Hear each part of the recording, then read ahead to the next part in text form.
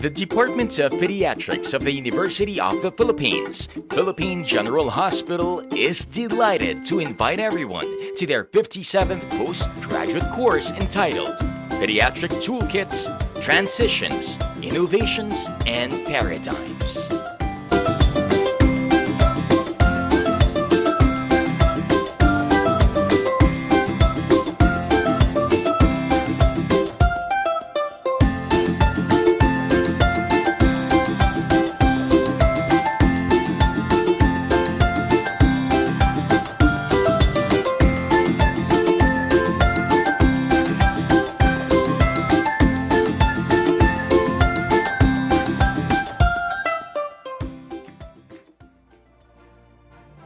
We hope you learned a lot from the last lecture. Next, we would like to welcome our moderator for the plenary lectures, Dr. Sherry Ann Suplido. Dr. Suplido is a clinical associate professor and active consultant from the section of maternal and fetal medicine of the Department of Obstetrics and Gynecology of the University of the Philippines, Philippine General Hospital. She is a fellow of the Philippine Obstetrical and Gynecological Society and the Philippine Society of Maternal and Fetal Medicine, and is part of the Board of Trustees and Public Relations Officer, Bayside Council of Obstetrics and Gynecology.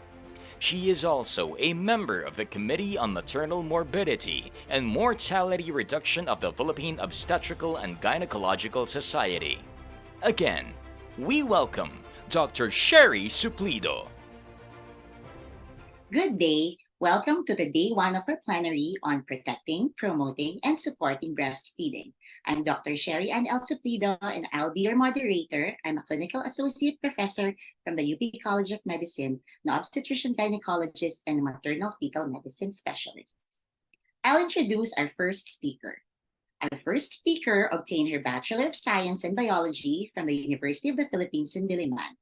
She obtained her medical degree from the University of the Philippines College of Medicine. She also had a master's in public health from the Harvard T.H. Chan School of Public Health from the United States. Currently, our speaker is an assistant secretary and deputy spokesperson of the Department of Health. She's also an alternate representative to the board as chair of the Philippine Health Insurance Corporation. To give us a lecture on universal health care, please help me welcome Dr. Beverly Lorraine C. Ho. Good day, everyone. On behalf of the Department of Health, we would like to thank the organizers of today's forum for inviting us to talk about breastfeeding and universal health care. Just to remind all of us, UHC aims to provide every Filipino family healthy living, schooling, and working environments to make them healthy, a primary care provider team who will take care of them, to make sure that health spending is predictable, but knowing fully well that not everything will be libre. And finally, that all of these care will be provided by healthcare providers organized as integrated networks. The Secretary of Health, Sec Ted Verbosa's 8-point agenda is summarized in this slide. It's entitled, Healthy Pilipinas, Bawat Buhay ay Mahalaga. It talks about actions that we want for every Filipino, every community, and every health worker. And basically, when we think about it, breastfeeding falls squarely in perhaps 4 or 5 of these items. No? Specifically on item 1, bawat Pilipino ramdamang kalusugan. Item 2, ligtas de kalidad at mapaggalingang serbisyo. Number 5, pag-iwas sa sakit. No? And to a certain extent, also perhaps number 6, no, ginhawa ng isip at damdamin. So my assignment for today is really to go back to why we're doing whatever actions that we intend to do. Last year in the Breastfeeding Forum, I talked about this diagram, basically showing us that as much as 80% of what makes all of us healthy, that whether you're a mom, whether you're a baby, whether you're just a regular person watching this conference, are socioeconomic factors, physical environment, and health behaviors. And in fact, what we think will keep us healthy, what happens in clinics and hospitals, only account for that 20%.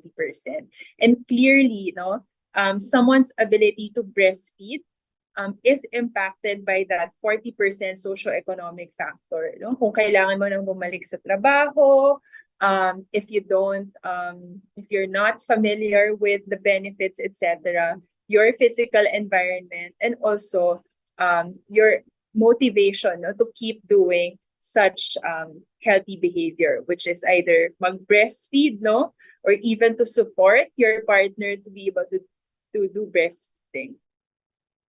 And so with this, I have two examples of applications of breastfeeding in the context of UHC. The first one is breastfeeding in local health system, and the second one is our breastfeeding policy within places of detention. So when we talk about the Universal Healthcare Act, what we're saying is the ideal driver for most of the work in the local health systems are actually the province and citywide health systems. No? So the DOH developed this roadmap for all local health systems. We call it the maturity model. It has 6 building blocks and 10 characteristics. And for each of these characteristics, merong kailangang magawa. No? These 10 characteristics are summarized in the middle box, no, yung yellow. And so you will see, these are expectations from a whole provincial network. So imagine a province, whether that's Bataan or Aklan, or maybe, Davao Oriental. So we expect that the entire province-wide system would have first a unified governance and of the local health system. Second, strategic and investment planning. Third, financial management. 4, a way to manage their human resources. 5th, a good information management system. 6, an epidemiologic and surveillance system. 7, syempre, procurement and supply chain management, mga gamot na kailangang bilhin, instruments, cotton balls, etc. A referral system from primary, secondary to tertiary care facility. A DRRM, or a disaster risk management for health system. And finally, a health promotion program. And I indicated icons in the areas where likely, for us, here, all breastfeeding advocates would think na meron malaking role in some of those boxes. So I'll go through it one by one. So, for example, in terms of strategic and investment planning, we know, breastfeeding is supposedly a very, very cost-effective intervention. And sabi nga, walang masyadong effort, di ba? Kasi mostly yung effort ginagawa ng mommy, ng healthcare providers, walang masyadong gastos. No? Hindi pala yung walang masyadong effort. But clearly, in certain cases, we need to prepare, say, milk banks in order to support mothers who are unable to give milk to their babies, diba? And so there's a whole infrastructure that needs to be set up for this. And clearly, we at the DOH, we do have a health facility development plan, but I think this is something that we have to build into it some more, along with other programs, like Women and Child Protection Unit, etc., etc. Yung ngayon pa lang yung meron kaming health facility development plan is really the basic rubric, So level 1 ba yan, 2 or 3 na hospital. But we have to be able to put this in place because I think now we only have around less than 20 milk banks in the entire country.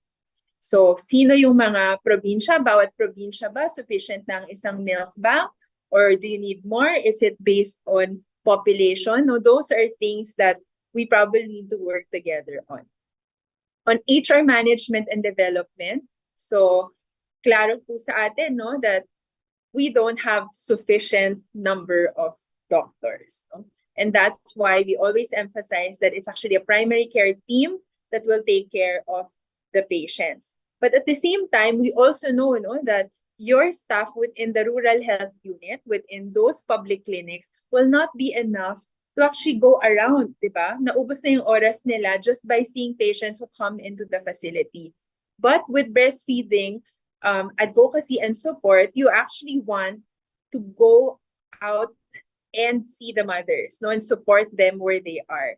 And this is where the role of PHWs and actually the larger community, whether it's the mothers networks, etc., have a role to play. And syempre, discussions around task shifting and task sharing and what knowledge do we need to impart to the BHW so he or she can effectively play this role? And what are the mobilization mechanisms that we need to have in the community in order for whether the RHU or the BHWs to be able to organize the mothers around breastfeeding support for the other mothers? So third aspect would be health promotion.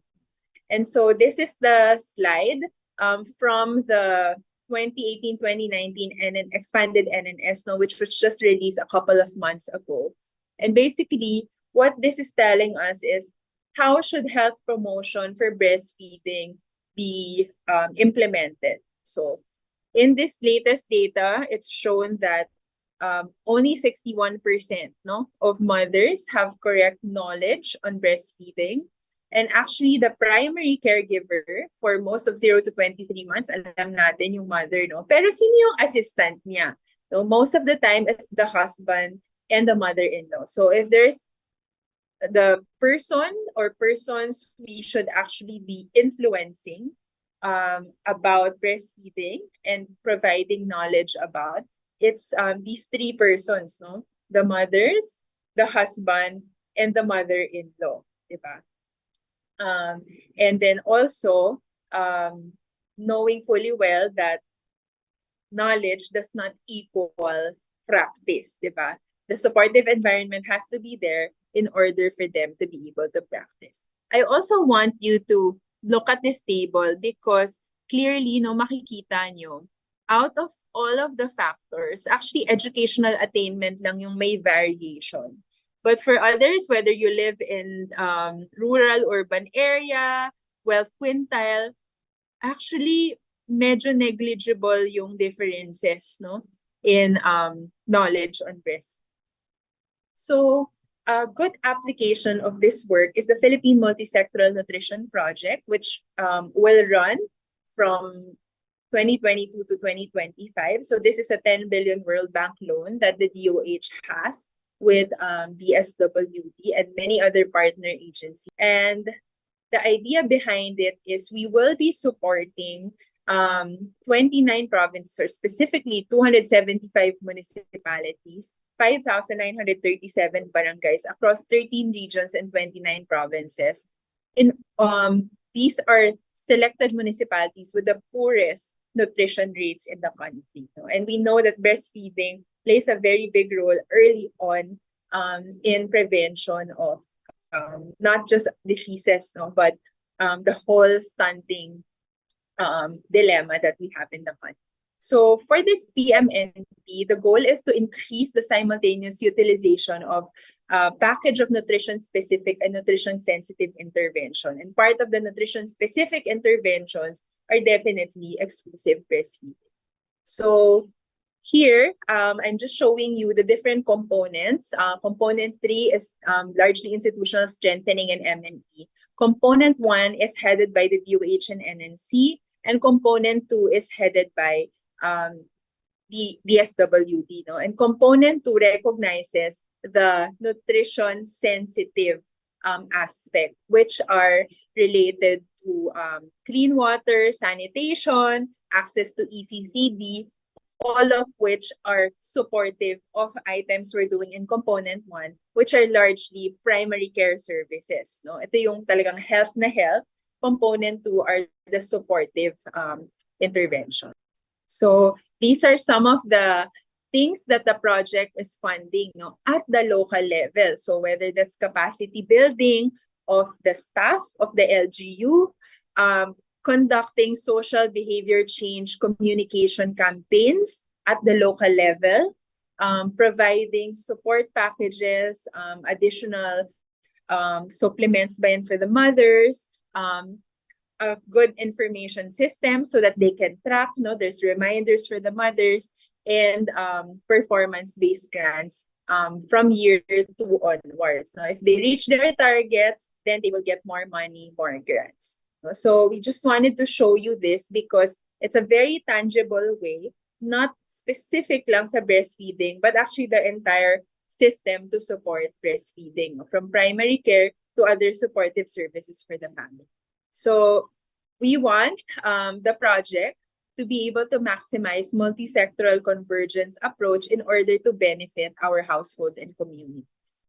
And the elements in summary are primary care strengthening of the local nutrition action plan, some interventions on water, sanitation, and hygiene, early childhood care and development, harmonization of the local information system, and convergence of all of these interventions at the household level. So the other application of UHC and breastfeeding, as I was telling you about, is in places of detention, because clearly, when we talk about UHC, we leave no one behind. So we recently, in 2021, at the height of the pandemic, issued an AO alongside our colleagues from the DILG, BJMP, Bureau of Jail Management and Penology, promoting the right to health of mothers deprived of liberty and their children in places of detention. So the idea behind it is there's actually a number of pregnant women within the prison system. So hindi pa kasama dito yung nasa Bureau of Corrections, You might see na, okay, konti ba sila, But every mother, every child is going to be affected by this policy. So there's actually a couple of females within the jail population. Less than 1% would actually get pregnant within the correctional.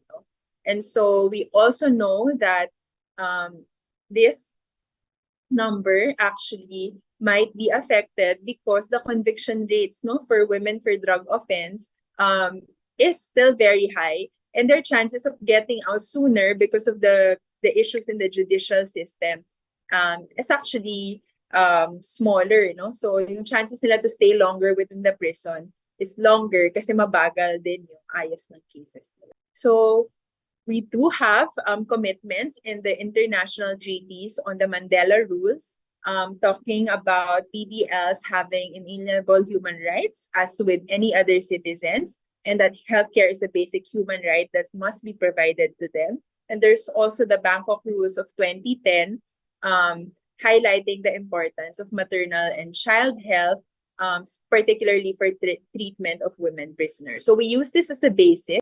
Okay, so when we looked at this slide, we reviewed policies in the past. Meron nga ba tayong mga policies to protect women or pregnant women, breastfeeding women who are in the correctional?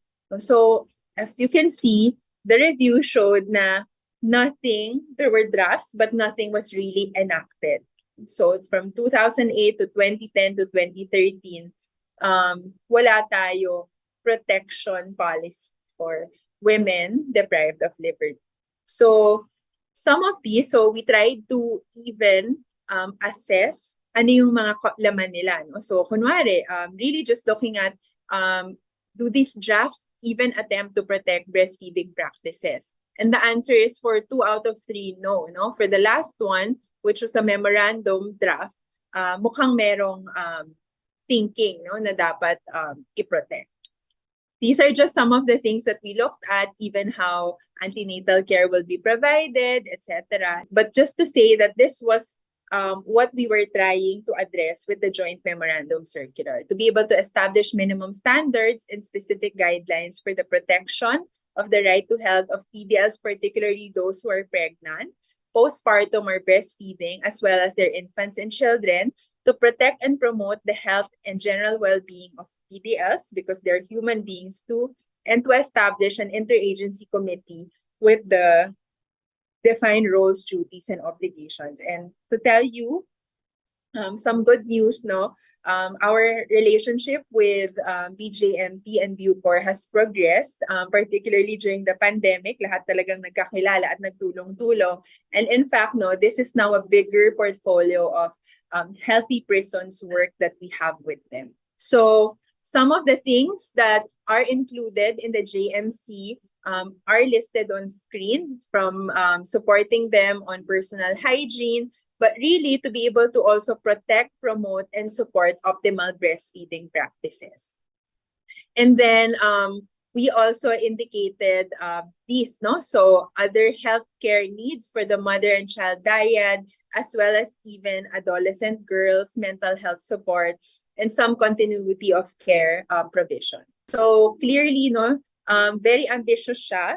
Some of the work has already started, but I really wouldn't be able to say full blast na yung implementation, no? So, syempre, we're still working with our partners, both from DILG, whom BJMP is connected, and syempre DSWD, no? Kasi some of the babies will eventually have an option, no, to be cared for through the DSWD. So I think with that, I just wanted to be able to share with you two of the, I guess, bigger initiatives that are ongoing on how we interpret and implement breastfeeding in the context of universal healthcare. So with that, maraming salamat po for your kind attention, and congratulations again to the organizers and to everyone. Maraming salamat for continuing to champion breastfeeding, and thank you for supporting all the national programs, supporting all local and CSO-led programs on breastfeeding. And sana hindi tayo lahat mapagod for our mothers and babies. So thank you very much po. Thank you very much, Dr. Ho, for your informative lecture. Our next speaker obtained her Bachelor of Science in Biology from the University of the Philippines in Diliman. She obtained her medical degree from the University of the Philippines College of Medicine. She also has a Master of Science in Pediatrics and Child Health, Gastroenterology from the University of Birmingham in the United Kingdom. She had her residency in pediatrics from the Philippine General Hospital, obtained her fellowship training in pediatric gastroenterology from the Birmingham Children's Hospital in the United Kingdom. She also had a training course in lactation management education program from the WellStart International, San Diego, California, United States. Currently, our speaker is a professor emeritus from the UP College of Medicine. She also is an emeritus fellow and member of the specialty board of the Philippine Pediatric Society. She's a fellow and past president of the Philippine Society for Pediatric Gastroenterology, Hepatology, and Nutrition. She is a council member of the Asian Pan-Pacific Society for Pediatric Gastroenterology, Hepatology, and Nutrition. She's also an active consultant in St. Luke's Medical Center in Quezon City. To give us a lecture on the role of the academe, please help me welcome Dr. Juliet Shaw Aguilar. Good day. Breastfeeding has long been recognized as the cornerstone of infant nutrition and development, child survival, and maternal health. It is in this context that I have been asked to speak on the role of the academe in protecting, promoting, and supporting breastfeeding. The following are my objectives: to discuss with you the strategic role of the academe in evaluating and enhancing the curriculum on breastfeeding, to discuss also the academe's impact in translating research on breastfeeding into tangible programs, and finally, to discuss the challenges and gaps in research on breastfeeding. The World Health Assembly, in its Resolution 65.6, specified 6 global nutrition targets for the year 2025. One of these is to increase the rate of exclusive breastfeeding in the first 6 months of life up to at least 50%. Currently, the exclusive breastfeeding rate in the Philippines is about 34%, in contrast to the global rate of 44%. The challenge lies in how the different sectors in society can collaborate in promoting and supporting breastfeeding and reach the global nutrition target of at least 50% for exclusive breastfeeding for the year 2025. Breastfeeding is a natural form of infant nutrition. Babies are born with the innate ability and desire to breastfeed. When given the opportunity to breastfeed soon after delivery, they latch onto the breast and nurse without assistance. While breastfeeding is natural, the act of breastfeeding is a learned skill for the mother, and this may not come instinctively. The initial weeks of breastfeeding are crucial for adapting to the breastfeeding process and mastering the techniques of breastfeeding. The dynamic process of breastfeeding engages the mother-infant dyad in a bidirectional biological dialogue in which the physical, biochemical, hormonal, and psychosocial exchange occurs in support of nutrition. Besides the interaction of the mother and the child, the father's support contributes to the effective breastfeeding outcomes. The mother's perception of the father's responsiveness and the father's own perception of his responsiveness to the mother's needs correlated with longer breastfeeding duration. What then is the role of the academe in promoting breastfeeding? Health professionals hold the trust of lay people with regards to breastfeeding. When they are fully convinced about the importance of breastfeeding and how it works, the right messages are sent and communicated, and the necessary lactation support is provided. The impact of breastfeeding in the community then becomes sustainable. Health profession education, therefore, should be built on a multiplier and cascading effect that will ensure the continuation and expansion of breastfeeding endeavors among colleagues in the institution. Health professionals need to be trained and be adept at breastfeeding and lactation management. International data, however, suggest that doctors rarely receive appropriate training to support and manage breastfeeding matters. Therefore, well-trained, passionate professionals who are dedicated to the promotion of breastfeeding are needed to serve in the core of the training team to ensure the cascading effect of breastfeeding practices in the health institutions. For breastfeeding to be sustainable, the academic curricula should be programmed in the different levels of training.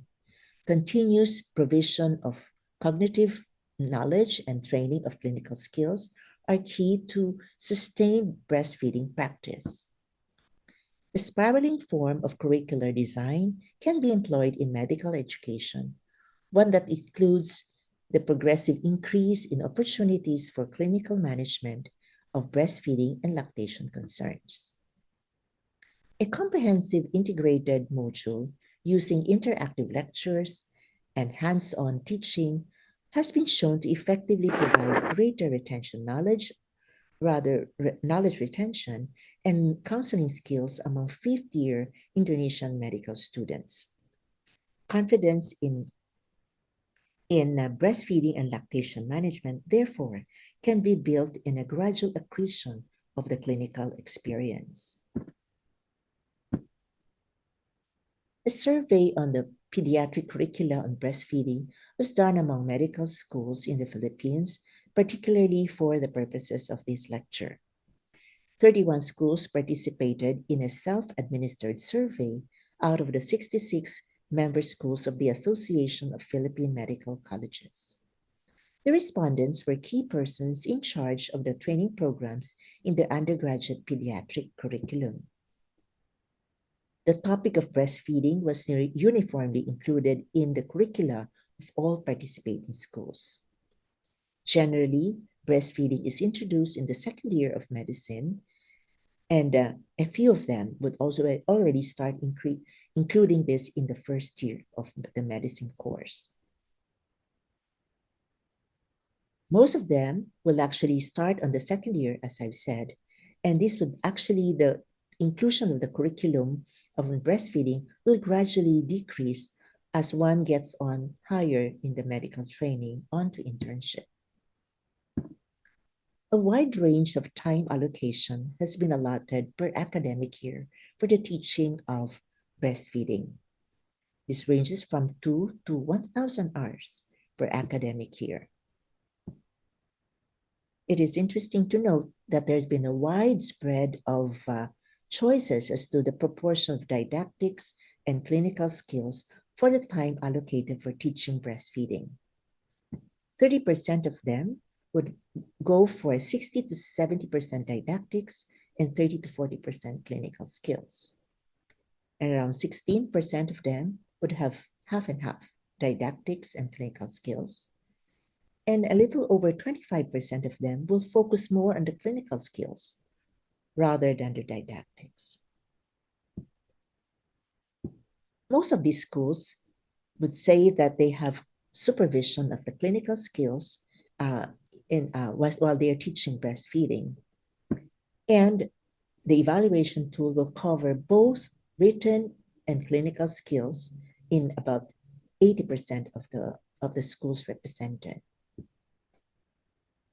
Among the topics that are included in the curriculum are the anatomy of the human breast, physiology of the breastfeeding, misconceptions regarding breastfeeding, common challenges in breastfeeding, breast milk properties, essential intrapartum newborn care, kangaroo mother care, lactation support for mothers.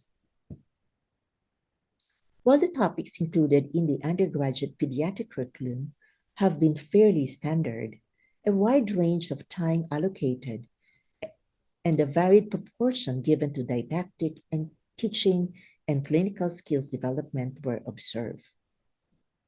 It was beyond the design of the survey to assess the level of competence or confidence in lactation support of the future physicians in the country, given the current teaching format.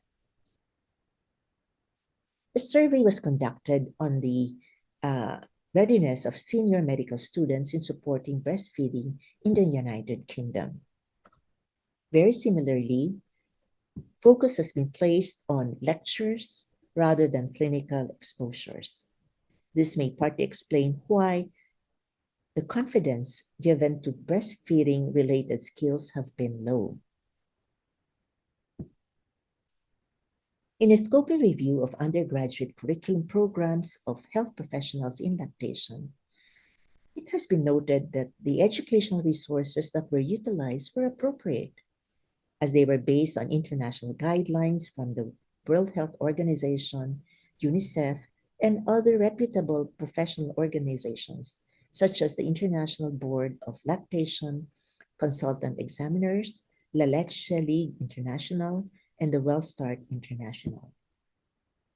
There was a lack of consensus regarding the curricular approach and the established best practices for health professional education in breastfeeding. Therefore, the enhancement was only observed in a few of these studies. Correspondingly, for breastfeeding knowledge and attitudes, it was seen in about 60% of the studies, and support skills in less than 50%. The students' confidence was only improved in about 10% of the studies reported, despite the students being in programs that focused on breastfeeding skills and support skills. Therefore, how does one develop confidence in breastfeeding support and lactation support? I would like to propose that embedding lactation curriculum with the real-world pragmatic approach and learner-centered skills teaching would be probably the answer. Scorpio is a medium for competency-based learning, and this has been introduced among health professionals. It may be actually considered for the undergraduate medical curriculum. Using the small group teaching approach, it is participant-centered and multidisciplinary in approach. The Scorpio strategy to education is described as follows. It is structured, clinical, objective, reference, problem-oriented, integrated, and organized. Participant study guides are given ahead of time regarding the conduct of the sessions, and this will provide an orientation for the learner on the expected teaching process and the formative assessments that will follow. Education information is processed in small, easily digestible portions, veering away from the formal didactic lectures. In the In the University of the Philippines College of Medicine, Scorpio has actually been utilized as a strategy for teaching undergraduate medical students.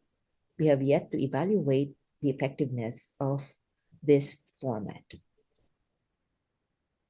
It is interesting to note that of the respondents in the Philippine survey, a good nearly 40% of them have had some training in or participated in a breastfeeding Scorpio workshop. Moving on to the second objective of my talk, translating breastfeeding research into practice. I'd like to present to you one way by which we can translate breastfeeding researches into practice. And this is the five-step pathway reported by Brodrin. This covers acceptance, applicability, availability, action, and adherence. Once the research finding is found acceptable, its applicability and in a specific setting and the availability of resources are evaluated. Once these requisites have been deemed existent, then the proposed program can be acted upon and adherence to the program evaluated. Blocks to the flow of the intended program for implementation may occur at any point in the pathway. To address potential barriers in the implementation of new programs to increase breastfeeding rates, multi-strategy interventions may be designed coupled with collaborative care among various health professions. Let's take KMC or kangaroo mother care as a model for translational research. Kangaroo mother care has been noted in clinical research to promote the growth of low birth weight infants, shorten hospital stay, and reduce the cost of health care. First developed in Bogota in the 1970s, the advantages of early mother and baby contact were recognized amid the lack of incubators for the care of low birth weight infants. In 2003, WHO recognized KMC as the most effective way of maintaining body temperature, stimulating basic senses, and promoting maternal love for the low birth weight infants.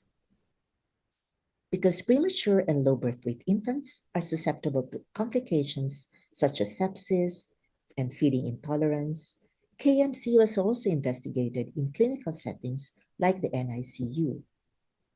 In the neonatal intensive care unit, the infants are usually exposed to stressors like excessive noise and light levels and maternal separation. Such disruption in infant-mother interaction also invokes anxiety in the mothers. In a study that was recently published by Cañadas, KMC was noted to have beneficial effects on the physiologic stress of preterm infants in the NICU and their mothers. The results showed that KMC delivered for an average of more than 90% per day among preterm infants after a 12-day period has been shown to lower the levels of cholesterol levels, rather cortisol levels in the infants, greater weight gain, and less need for parenteral nutrition in the preterm infants. The mothers were also noted to have lower cortisol levels and exhibited less postpartum depression. In the model that has been forwarded by Bodrib using the five-step pathway in assessing the feasibility of these KMC findings in the NICU setting, we go through the 5 A's of acceptance, applicability, availability, action, and adherence. First, are the clinicians willing in principle to adapt the research finding? For applicability, are the preterm infants whose mothers would be willing to participate in such an intervention? Will a specific or standard program be adapted? Are there local researches that may modify the plan of action? As to availability, are there adjustments needed in the NICU for the implementation of the program, such as facilities and space requirements? Is training needed for the support staff? Once these have been addressed and accepted, the program can be acted upon. A policy and corresponding guidance for the conduct of the intervention are written and approved. Finally, a systematic evaluation of the impact, cost effectiveness, and sustainability of the program, along with adherence to the policies, can be done. Revisions for improvements or advances can be considered. The overall success of adapting translational research in clinical practice will thus involve the meticulous supervision of the planners and implementers in close supervision of the beneficiaries of the program.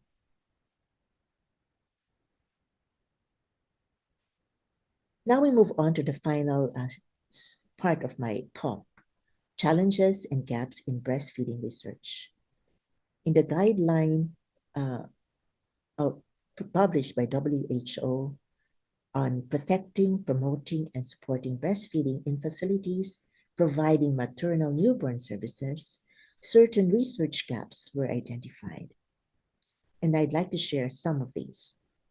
One of the things that again expresses the importance of breastfeeding education and training is also emphasized as a research gap.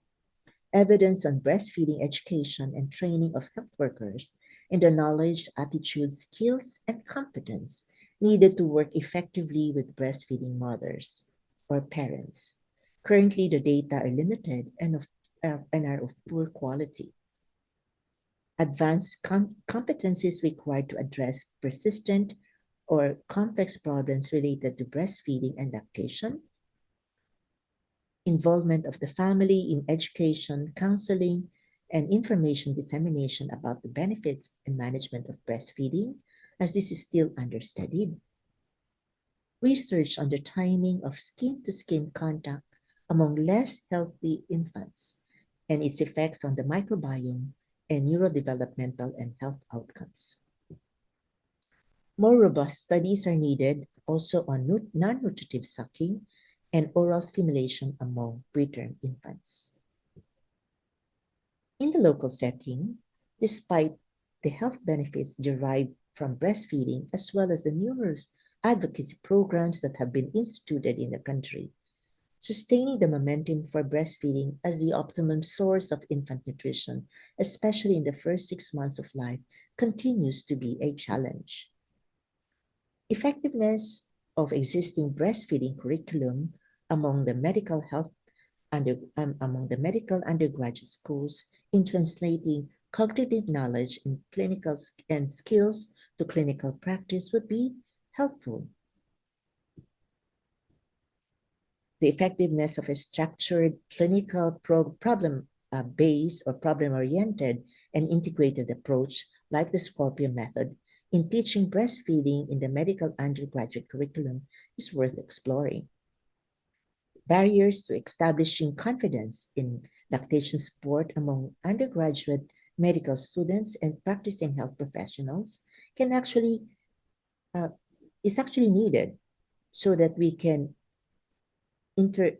place an interlude to how we can improve confidence in these health professionals. The impact of a standardized curriculum on breastfeeding for all medical undergraduates in the Philippines is again also worth exploring. It is hoped that these knowledge gaps can soon be addressed and that medical education programs can be appropriately redesigned and maximally utilized for the protection, promotion, and support of breastfeeding. In summary, I've discussed with you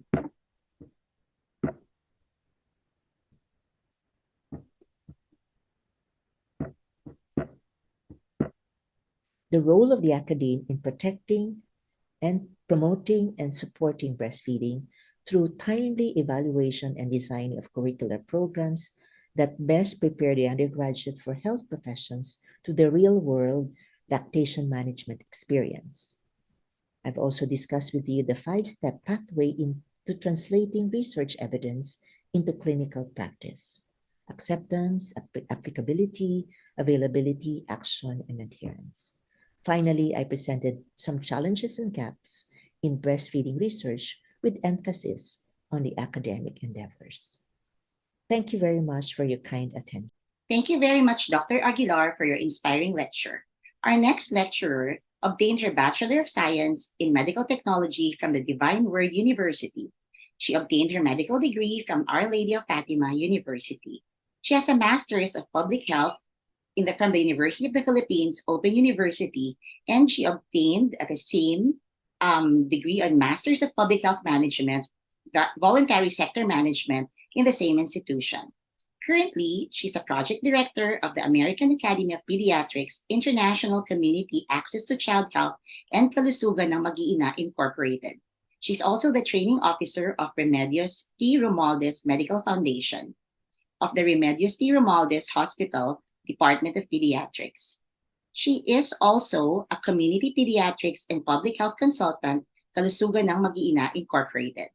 She's a fellow of the Philippine Pediatric Society, a former technical officer of the UNICEF Philippines. In 2017, she obtained the Dr. Fe del Mundo Memorial Lecturer, Philippine Pediatric Society, and in 2004 awarded the Dr. Perla D. Santos Ocampo Award from the University of the Philippines, Philippine General Hospital, Department of Pediatrics. She's a 5th placer in the medical licensure examination and the 9th placer in the medical technology licensure examination. To give us a lecture on community-based projects, please help me welcome Dr. Marie Ann C. Corsino. Good day, everyone. I'm Dr. Marie Ann Corsino, a pediatrician from Dulag, Leyte.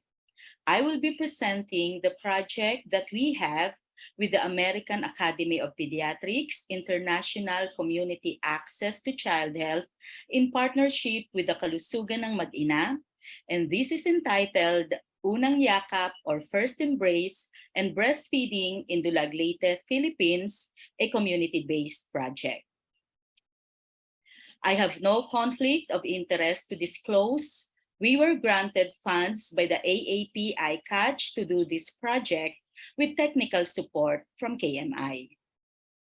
These are the objectives of my topic. For the outline, I will discuss the background, the Unang Yakap and Breastfeeding project, and then its outcomes.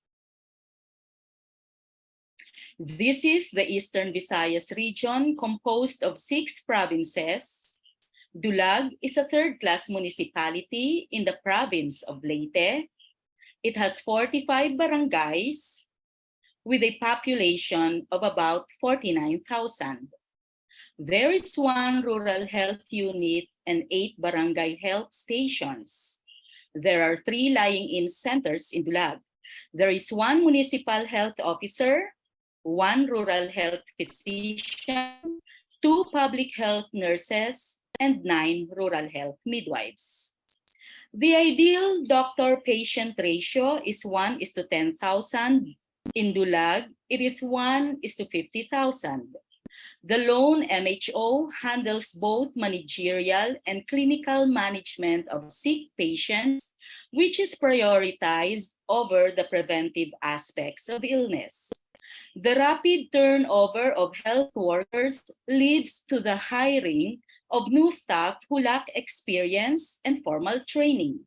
Before the project, the midwives manning private birthing clinics were not trained in Unang Yakap. At the barangay level, the BHWs and BNSs are the frontliners for primary health care. They serve the barangay even without adequate financial compensation. They assist the midwives in the RHU in the implementation of multiple government programs like immunization, deworming, and pregnancy tracking. They are not adequately trained for the various jobs expected of them to do, including antenatal breastfeeding counseling and caring for pregnant and lactating mothers and their infants, resulting to suboptimal breastfeeding. Another reason for the suboptimal breastfeeding practices is the inadequate support to postpartum mothers in health facilities and in their homes.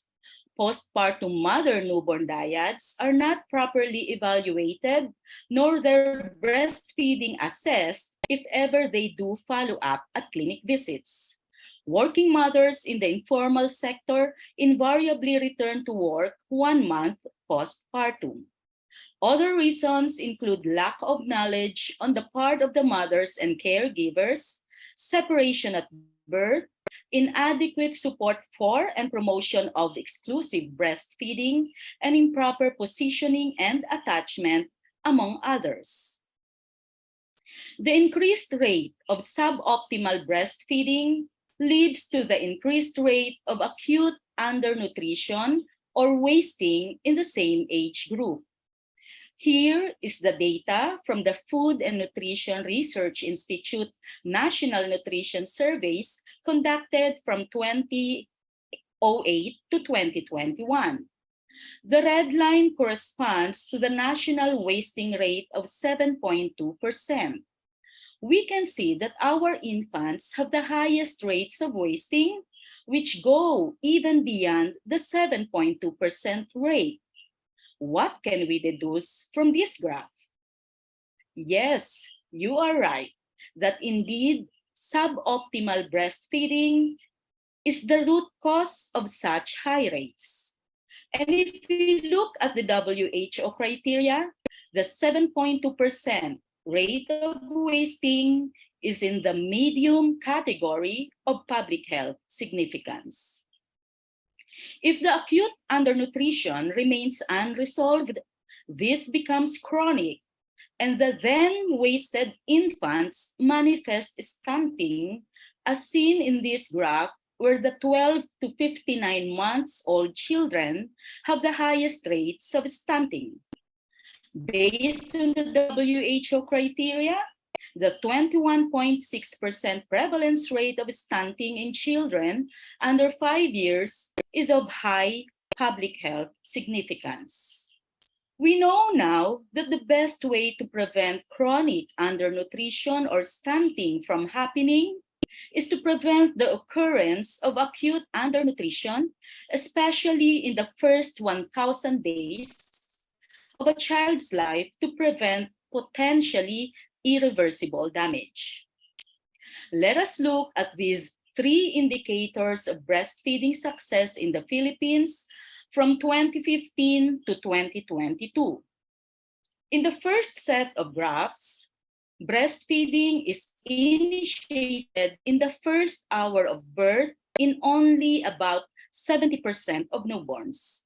This data from FNRI is actually higher than that of the NDHS survey of 54.1% in 2022. In the second set of graphs, the rate of exclusive breastfeeding from 0 to 6 months is steadily increased from 24% in 2015 to 60% in 2021. Again, that of the 2022 NDHS is lower at 40.9%. We can see in the last set of graphs that only a little more than 50% of infants are still breastfed at 1 year. And if we look at this graph, we can see that exclusive breastfeeding tends to decline as the infant grows older, from 77% at birth to just half of this rate at 5 months. Again, concurrent with the low rates of exclusive breastfeeding among 0 to 6 months infants is the high rate of global acute malnutrition or wasting in the same age group. And that is where the AAP iCatch KMI Unang Yakap and Breastfeeding Project in Dulag, Leyte, Philippines comes in. The International Community Access to Child Health, or ICACH, is under the American Academy of Pediatrics. It has been providing funding of $2,000 per year for 3 years in low-resource settings since 2007. Our esteemed consultants, Dr. BJ Sablan and Dr. Alexis Reyes, were granted the ICACH Bagong Barangay Project in 2007. Then, in 2020, Dr. Mian Silvestre and yours truly submitted a project proposal for the 2021-2024 grant. Luckily, we were chosen as one of only 7 awarded among the 100 applications. And so the 3-year AAP ICACH KMI, Unang Yakap or First Embrace and Breastfeeding in Dulag, Leyte, Philippines, barangay level version was launched in 2021. This is the very first project in the Philippines that involves the training on Unang Yakap of more than 500 health workers at the barangay level and monitoring of outcomes through post-training assessment visits. Part of the plans for Unang Yakap implementations since its inception in 2009 was to bring it to the barangay level, to the level of the barangay health workers. That plan was made 14 years ago, and it is happening now in Dulag. Implementation of Unang Yakap's 4 core steps in the first hour after birth will ensure that the newborn is dried immediately and thoroughly, receives early skin-to-skin contact, receives placental transfusion via properly timed cord clamping, and not be separated from the mother to protect the first full breastfeed. These time-bound sequential steps will reduce hypothermia, anemia, the need for resuscitation, and early onset sepsis, and greatly facilitate the early initiation of breastfeeding and conferring a high probability that the mother will continue exclusive breastfeeding in the first 6 months. The overall goal of the project is to improve the health of 0 to 6-month-old babies by decreasing the rates of preventable illness, malnutrition, and hospitalization by at least 50%, and mortality by at least 20% from the baseline among 0 to 6 months olds through a nutrition-specific program to increase both supply side and demand side interventions spanning the first 1,000 days of life by the year 2025. We aim to implement Unang Yakap in all birthing facilities in Dulag, Leyte, and as a result of this implementation, to increase the rate of exclusive breastfeeding among 0 to 6 months babies by at least 50% from baseline. In order to meet the first objective of Unang Yakap implementation in all birthing facilities in Dulag, these are the activities that we do. For the second objective of increasing the rate of exclusive breastfeeding, conduct the following activities. Also, part of the activities is establishing the Barangay Breastfeeding Committee and Breastfeeding Support Group. These are some of the outputs that we measure, which will be presented later. And for the complete set of outputs, we use this monitoring tool, which the BHWs fill out. These are our expected outcomes and outcome measures. Besides partnership with the AAP's ICACH, DOHCHD8, and the LGU and RHU of Dulag, the most important aspect of this project is our partnership with KMI. We know that KMI has vast experience in training health workers in both hospitals and primary care facilities. Also, Dr. Mian Silvestre, the president of KMI, is the co-director of this project. The Remedios Trinidad Romualdez Hospital Department of Pediatrics, headed by Dr. Edna Ayaso, has partnered with the AAPI Touch KMI team for the community training of its pediatric residents. The project team provides guidance and supervision to the pediatric residents in training, who in turn assist the team in conducting the training and post-training assessment visits. Here are some of the photos of our coordination and preparation. We bring with us the audiovisual aids, training materials, and genset to the barangay. Conducting the actual training in the community where the workers by the health workers. The training workshop may be outdoors or indoors, or anywhere, even near the compost pit or under the shade of a tarpaulin. For lactating BHWs, we allow them to attend activities with their babies. We deliver the training in a fun and engaging manner to hold the interest of the trainees. We also do basic newborn resuscitation training for the skilled birth attendants. Our lectures include the maternal newborn child health and nutrition strategy, or MENCHEN, the essential maternal care, the essential newborn care, hand hygiene, breastfeeding cues, breastfeeding position and attachment, breastfeeding holds, feeding methods and relactation, danger signs in the newborn and the mother so that they can do prompt referral. We also include information on the milk code. Then we orient them on the monitoring tool.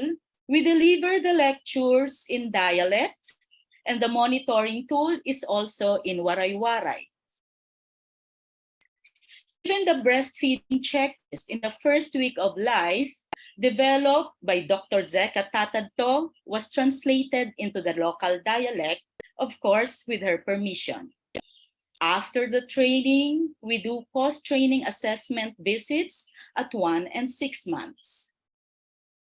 The post-training assessment visits are important to strengthen the skills of the health workers, discuss the concerns they encounter during the implementation, and guide them on how to address such concerns. We also conduct emergency meetings and other activities like teaching them on doing anthropometric measurements, BP measurements, and the like. The barangays that have been trained have established their own barangay breastfeeding committee and have been conducting regular monthly meetings. It also helps that the project director is a local resident of Dulag, where the project is taking place. The project is not without challenges, just like any other project for that matter. However, the COVID-19 pandemic has had a positive impact on the achievement of the goals because the health workers realize the life-saving effects of unang yakap and breastfeeding, especially during this pandemic. We had to adjust the schedule of the training workshop so as not to delay any activity during the national elections in 2022. For the barangay elections this year, we hope that the new local chief executives will not retrench those community volunteers trained in unang yakap and breastfeeding. We are unaffected by power outages because we bring our own genset. Also, for bad weather and flooding, we have an umbrella and boots as our armament.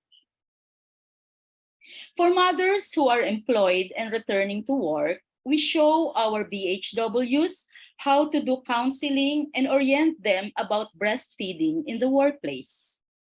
On your left is the photo of a pregnant woman, and the photo on the right shows the same woman no longer pregnant, but this time lactating her 3-month-old infant. We do on-site consultations of the mother-baby dyads living in the far-flung barangays. For breastfeeding problems that cannot be resolved by the BHWs, we do breastfeeding counseling for free and free consultation at the clinic. The greatest challenge for the team is the hot weather that causes excessive perspiration, especially while wearing a face mask. Here, you can see my hair dripping with sweat, and this happens every week. Poiseless, yes, but with priceless rewards because of the outcomes of the project. As of June 2023, we have conducted 39 training workshops and 63 post-training assessment visits, 429 health workers in Dulag RHU, 2 private lying-in clinics, and 35 barangays in Dulag underwent the training from December 2021 to June 2023. 56% of the trainees were barangay health workers, followed by 8% each of barangay nutrition scholars, barangay captains, health committee chairs, and barangay service point officers. Barangay counselors comprised 4%, midwives 3%, doctors 2%, and nurses 1%. The rest were barangay tanods, barangay secretaries, barangay treasurer, child development worker, and pediatrics department secretary. There were 295 deliveries, of which 50% were in a hospital, 25% in the RHU, 23% in a private lying-in clinic, and 1% at home and in an ambulance. 96% were delivered term, 4% were preterm. 78% were delivered via normal spontaneous delivery. The mean birth weight was 2.93 kilograms, 88% had normal birth weight, 12% had low birth weight. Unang yakap in the immediate period after birth was done in 87% of the deliveries. The remaining 13%, in which the 4 core steps of unang yakap were not done, were mostly hospital deliveries. Breastfeeding was initiated within 20 to 60 minutes after birth in 88% of deliveries, and within 61 to 120 minutes after birth in 11%. 262 out of 295, or 89% of deliveries, needed assistance by the trained BHWs, mostly by correcting the breastfeeding position and attachment of the infants. Only 90 or 31% of the mother-baby dyads needed assistance from the lactation consultant, mostly by counseling on breastfeeding in the workplace, breast milk expression, storage and cup feeding, and management of the infant's illness. Let's discuss the outcomes of the project. While 74% of the infants remained well in the first 6 months, 9% had mild pneumonia, 6% had urinary tract infections, and 3% had viral rhinitis, who did not require hospitalization and were all treated at home. The remaining 3% of the infants, mostly preterms, died due to multiple congenital anomalies, neonatal asphyxia, and neonatal sepsis. Thus, the neonatal mortality rate is at 23, and the infant mortality rate is at 30 per 1,000 live births. All the 15 or 5% of the mothers had attempted to mix feed their babies for at least a week, they reverted back to exclusive breastfeeding because of the prompt intervention and proper guidance by the BHWs and the lactation consultant. All the living 286 infants, or 100%, are currently breastfeeding. If we segregate the 15 mixed feeding infants, we can see that the dwindling rate usually starts at 1 month to 4 months, when the guidance of the BHWs and the lactation consultant is much needed. Comparing the national rate per month with that of the project, we can see that the project's breastfeeding rate remains much higher as the infant grows older. And if we look at the breastfeeding indicators we discussed earlier, the early breastfeeding initiation within the first hour, exclusive breastfeeding from 0 to 6 months, and continued breastfeeding until 1 year, we can see that such indicators are much higher in our project compared with that of the national data. Such amazing results warm our hearts and re-energize us constantly. Sulit po lagi ang pagod. We pray that the project will continue to succeed even beyond the 3-year period, because both supply and demand side interventions are undertaken. The Unang Yakap interventions require a low level of resources and technology. It builds on what the community already has. It ignites and inspires ownership by the community itself. Equipping the BHWs with the knowledge and skills on Unang Yakap and proper breastfeeding enables them to give adequate guidance and support to lactating mothers, and such support gives an additional boost to mothers to continue breastfeeding. It is very gratifying to see our barangay health workers receive their training certificate, because seeing them finish the training gives happiness and satisfaction to the training team. So thank you, God, for this wonderful opportunity of working with the AAP, ICACH, KMI, DOH, CHD8, Leyte PHO, Dulag LGU, and Dulag health workers, and also to the organizers of this Breastfeeding Congress. Thank you so much. Mabuhay. Also, we dedicate this lecture to Dr. Silvestre, the mother of Unang Yakap, who was recently awarded the very prestigious 2023 UAE Health Foundation Prize because of her work on Unang Yakap for the Philippines and other countries in the Western Pacific region. Mamian, this is for you and for all the mag-inas who need only the essentials in maternal and newborn care through Unang Yakap. Looking back at the objectives of this lecture, I hope I was able to deliver these, and I also hope that I was able to inspire you to champion Unang Yakap and breastfeeding and to replicate this project in your respective communities. Thank you. Thank you very much, Dr. Cristina, for your productive lecture. Our next speaker obtained her Bachelor of Science in Sugar Technology from the University of the Philippines, Los Baños. From the same institution, she had her Master's of Science in Biochemistry. She has an ongoing study as a Doctor of Philosophy in Human Nutrition from the same institution. Currently, she's a volunteer breastfeeding educator and peer counselor. She was awarded the following: Latch Los Baños 2022 Outstanding Civil Society Organization by the Bagong Los Baños Special Science and Nature City of the Philippines. The Latch Los Baños Recognition for Selfless Commitment and Invaluable Contributions to the Endeavors of Binyan City Social Welfare and Development Office. She's a finalist of the BCYF Search for Hometown Heroes in 2021 by the Benita and Catalido Yap Foundation and Hometown Heroes. She was awarded the Latch Los Baños 2020 Outstanding Mother Support Group in the region by the National Nutrition Council in Calabarzon.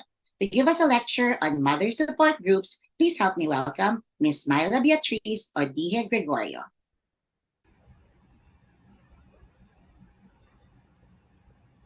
Thank you, Breastfeeding Congress, for the honor to talk about mother support groups. Bakit kailangan ng mother support groups? Breastfeeding support is a basic need of mothers that has not changed from the beginning of time. In the past, it is something that is not discussed. It is a given. Women then learn the art of breastfeeding effortlessly from other women by merely observing, and through observing, they learn that it is the way to nourish infants and children. While it may not be obvious that there is such a need, the need for breastfeeding support becomes glaring when we see the consequences of not breastfeeding. We see this in the nutrition and health outcomes of our children.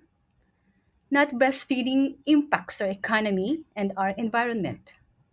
Equally important is the disempowerment of women who are the central figures in this concern. Deep inside us, we, women, we crave to fulfill what nature has designed us to be and to do. While breastfeeding is natural, it is a skill that needs to be learned and practiced. This is where support is needed.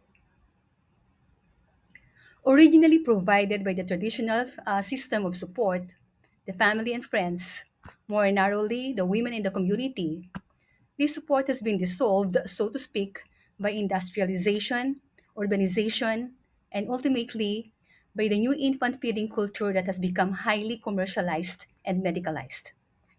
In our counseling experience, as we try to engage the whole family for support, we are grateful for grandmothers and grandmothers in law who make themselves available geographically to give support. But many lack the breastfeeding know how, as they themselves did not breastfeed or did not do so optimally. In many cases, the lolas, sorry po lola, we love you and respect you po, the lolas are not just inequipped to give breastfeeding help, but siya pa ang kumukontra sa breastfeeding effort ng mga ina. Our dearly beloved lolas who used to be the epitome of breastfeeding support cannot anymore trust it to work because it didn't work for her in the first place. Now, we need support groups established. We need support groups strengthened. We need them supported. We need a reinvention of the old support groups. We need to become surrogate grandmothers. Now, ano ba talaga ang mother support groups? In the most encompassing terms, mother support is any support provided to mothers for the purpose of improving breastfeeding practices of both mother and infant or young child. We, all of us in this conference, are part of this huge umbrella of support. Those of you in the government, in the healthcare system, the family role we play, be it lola, tita, kapatid, the coworker. Of course, we are all a neighbor and a stranger to another mom. In all these capacities, we are a mother support.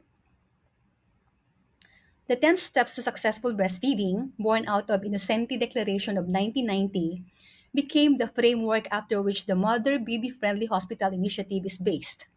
And MSG, the Mother Support Group, is a provision in Step T of the 10 steps to successful breastfeeding.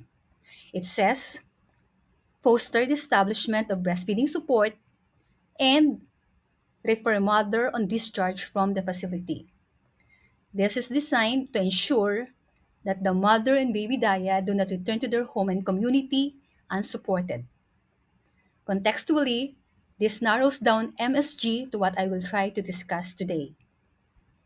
It is the more formal support that is targeted and purposeful, a volunteer support established by mothers in their community to provide a mother-to-mother support for mothers by other fellow mothers in their community.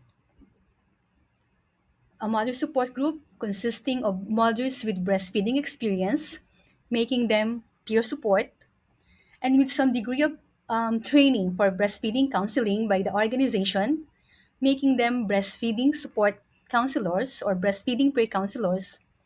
This is the kind of MSG we will focus on this talk.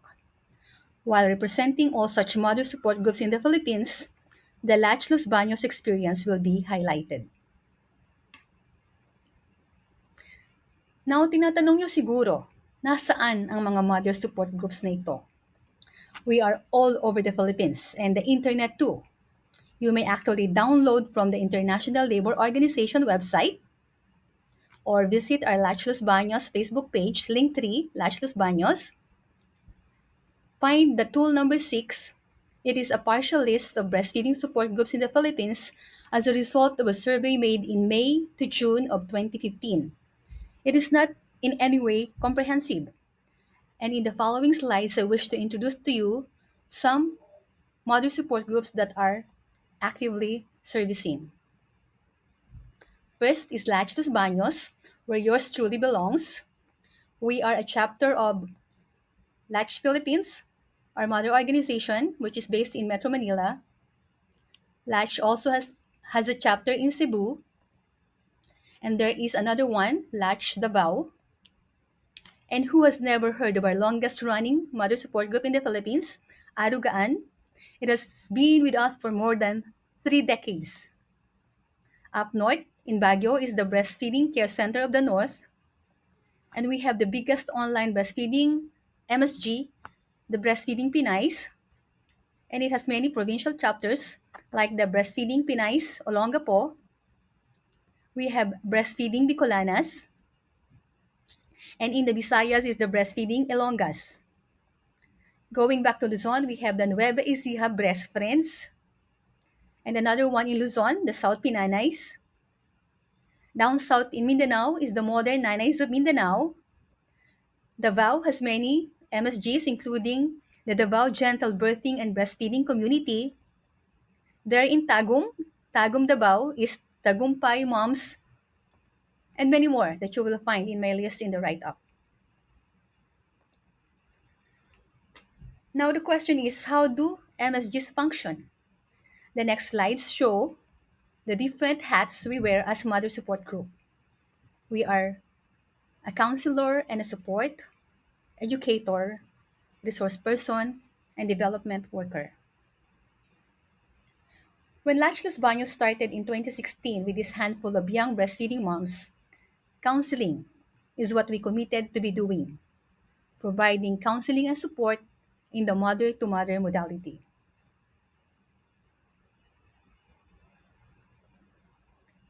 The mother support should be coming from the right people, providing the right support given at the right time. Mothers are the right people because, as they say, one cannot give what one doesn't have. Our breastfeeding experience makes all the difference. Right support refers to evidence-based information that is culturally sensitive and appropriate to the situation. The support we give takes the form of encouragement and confidence building, problem solving like pag sobrang iyak ni baby or bakit masakit ang latch ni baby. Support also means normalizing and protecting their breastfeeding. All these ideally given at the right time. But our work also necessitated that we serve as educators to fill in the gap.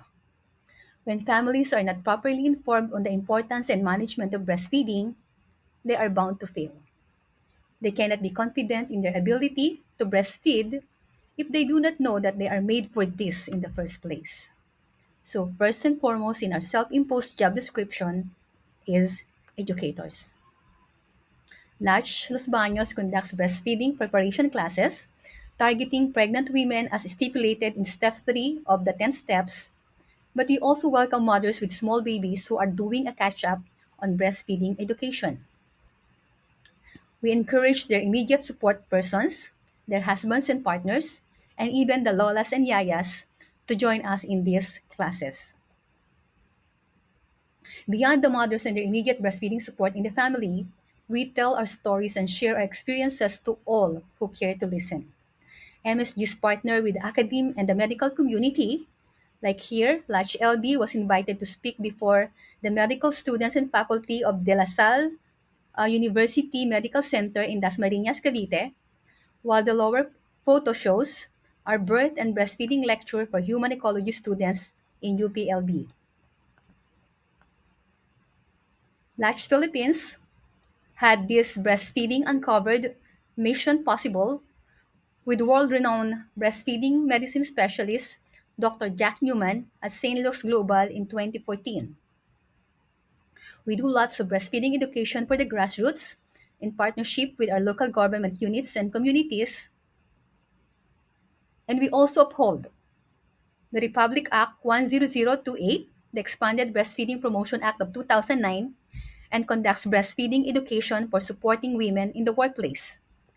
This photo shows Los Baños doing a breastfeeding seminar organized by the Human Resources Office of the private organization East West Seeds in Bulacan.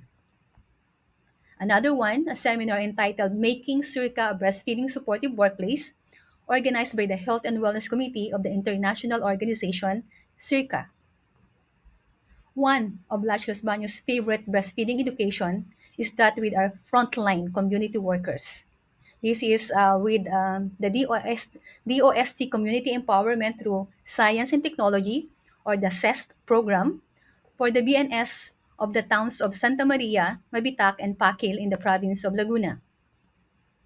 In the local community, we are privileged to have had breastfeeding talks in Christian churches and even in a public elementary school. This is an online book reading for elementary students of DepEd Tayo, Yocos, Nakerlan, Laguna, featuring Yakap Gigilambing, a breastfeeding storybook published by Latch Incorporated and World Vision Philippines. As resource persons, Latch has been honored to take part in discussions about promoting, supporting, and protecting breastfeeding. We reach wider audience through television appearances like this one in SOS, Servicio Ore Mismo Sigurado, and the lower photo shows our appearance in Kapuso Mo, Jessica Soho in GMA Network. Same is true with different radio programs as Alagang Kapatid Foundation, Dito sa Laguna, and Go Did Talk. And so you see in the slides just shown how we as a mother support group, starting out as a simple mother-to-mother support as breastfeeding peer counselors, went out of our mother-to-mother comfort zone to work and partner with the other breastfeeding support arena, particularly the family and social network, the workplace and employment, and the government. This is to continue to give the best support we could extend to the mother and baby dyad. The next slide shows that we continue on in these partnerships even with the healthcare system for emergency and preparedness, or rather, for emergency preparedness and response. The COVID-19 pandemic did not hinder us in doing our volunteer work serving the mother-baby dyads. We shifted our mother-to-mother counseling to virtual modality, but still do in-person breastfeeding counseling during the lockdown as restriction permit. The top photo here shows a mom of infant with SAM and cleft palate at a team counseling session with large peer counselors and the LGU health and nutrition workers, virtually attended and supported by our medical consultant, Dr. Mian Silvestre. The lower photo shows our regular wonderfully made breastfeeding preparation classes, which we switched to Zoom virtual platform during the lockdown. Protecting breastfeeding, which was most threatened during disasters like the pandemic, we put into action the SDG 17 partnerships for the goals, forming the Los Baños Mother Infant Young Child Feeding Action Team together with government and private entities. Our COVID response team did about 12 distribution of some 3,000 nutrition care packs in eco-friendly bags, promoting breastfeeding and proper complementary feeding. Here, we provided fresh locally sourced produce, and in so doing, we also helped our farmers. Still protecting breastfeeding, Lash LB embarked on Pamana Feeding Project with Circa and the Rotary Club of Los Baños, Makiling. The photo shows our beneficiary families and the IEC materials we give to them, along with the fresh, healthful meals prepared by the BNS of Los Baños, Laguna for undernourished children. These children receive supplemental meals for 3 days a week during the 3-month feeding project. Mother support groups like Los Baños or Latch Los Baños facilitate informal human milk sharing, but emphasizing the importance of guiding the recipient mother-baby dyad to breastfeed exclusively. In this photo, the family of an infant who needed DHM receives counseling and fresh produce from Latch Los Baños and partners. We also emphasize the importance of partnering with the caregivers of the DHM recipient baby when mom is no longer around. The photo shows baby J, who was raised by house parents and staff of Bahay Pag-asa in Binyan since he was found and brought there as a newborn. He received donor human milk from various donors including Latch Los Baños.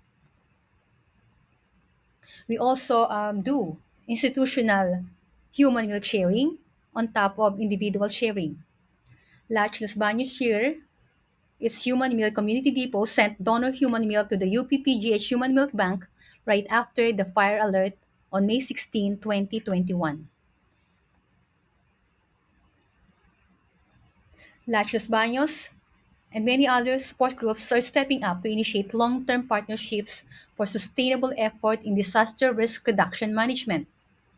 This photo shows Latch Los Baños doing our project proposal meeting with Congresswoman Ruth Hernandez of Laguna 2nd District and Attorney Dulce Rabanal of the Provincial Government of Laguna.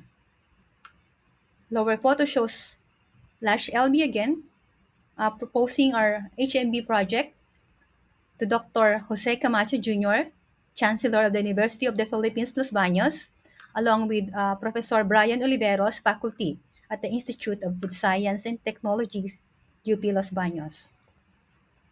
These meetings finally led to the signing of the Memorandum of Agreement establishing the Laguna Human Milk Bank in December 2021. The bottom photo shows Latch Los Baños and UPLB IFST representatives receiving delivery of equipment and consumables purchased by our provincial government.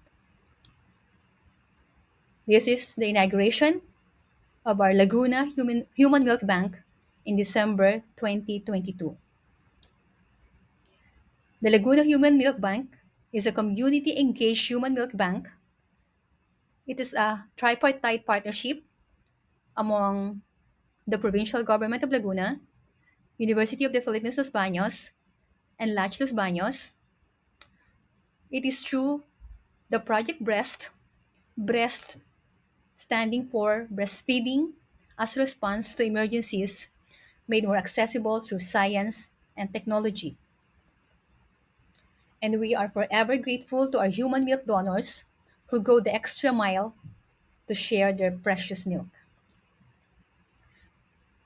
We look after our donor moms too.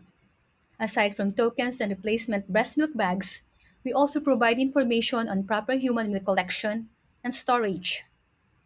More importantly, we emphasize that human milk donation should always go hand in hand with breastfeeding counseling and should not become a dole out for the recipient families. Our donor moms do not go home empty handed. We empower them with education and counseling for their own optimal breastfeeding. In the human milk drives we have had in Los Baños and Cabuyao, our dear breast friends, the Breastfeeding Care Center of the North, assisted us in providing hand expression tutorial and lactation massage to our donor moms. This is on top of the provision of milk compliant tokens, food, fresh produce, among others, with help from our many sponsors. While we get busy with the milk drives and pasteurization in the Human Milk Bank, we don't forget that empowering mothers to breastfeed their own babies is the most sustainable help we could offer to families, especially in emergencies. So, our Project Breast is complemented by another, the Project Embrace in the first 1,000 days. Embrace stands for Enhanced Mobilization of Breastfeeding Response, Action, and Community Empowerment with funding support from Global Affairs Canada and the Philippine Business for Social Progress through the Women's Rights Action and Advocacy Project.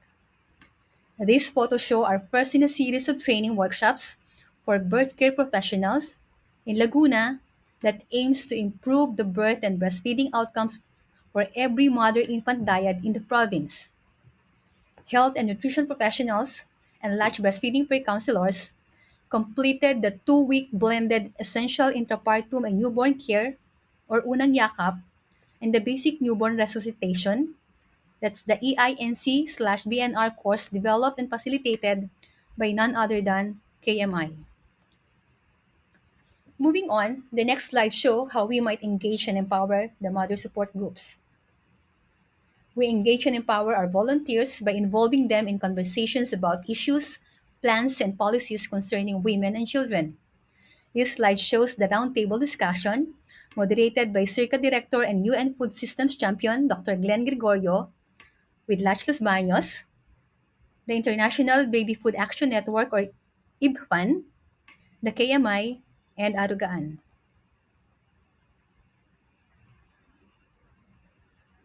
The top photo here shows our engagement in the first virtual and 8th Breastfeeding Congress in the discussion among mother support groups. Lower photo is with Nana Ines Fernandez at the Breastfeeding Uncovered Stronger Together Forum hosted by the Office of Gender Concerns, University of the Philippines Open University. We also offer opportunities for personal and professional development, attendance to different breastfeeding events like the Asian 2017 Breastfeeding Forum, of course, in different international breastfeeding conferences and breastfeeding congress. The top photo here shows our very own Vanessa Liwanag Librero presenting a paper at the Asian Association of Women's Studies in Hanoi, Vietnam in 2016. And our own Army Boticados will be representing Latch Los Baños in the 2023 Changing Faces, Women as Leaders and Entrepreneurs Women's Leadership Seminar to be held in Honolulu, Hawaii. We provide capacity building to qualified mother support groups to access and manage funding and other resources they need. In this photo, PBSP and Global Affairs Canada, Women's Rights Action and Advocacy Project conducted a learning session and forum for women's rights organizations and women's rights networks in Cubao, Quezon City, and Latch Los Baños participated.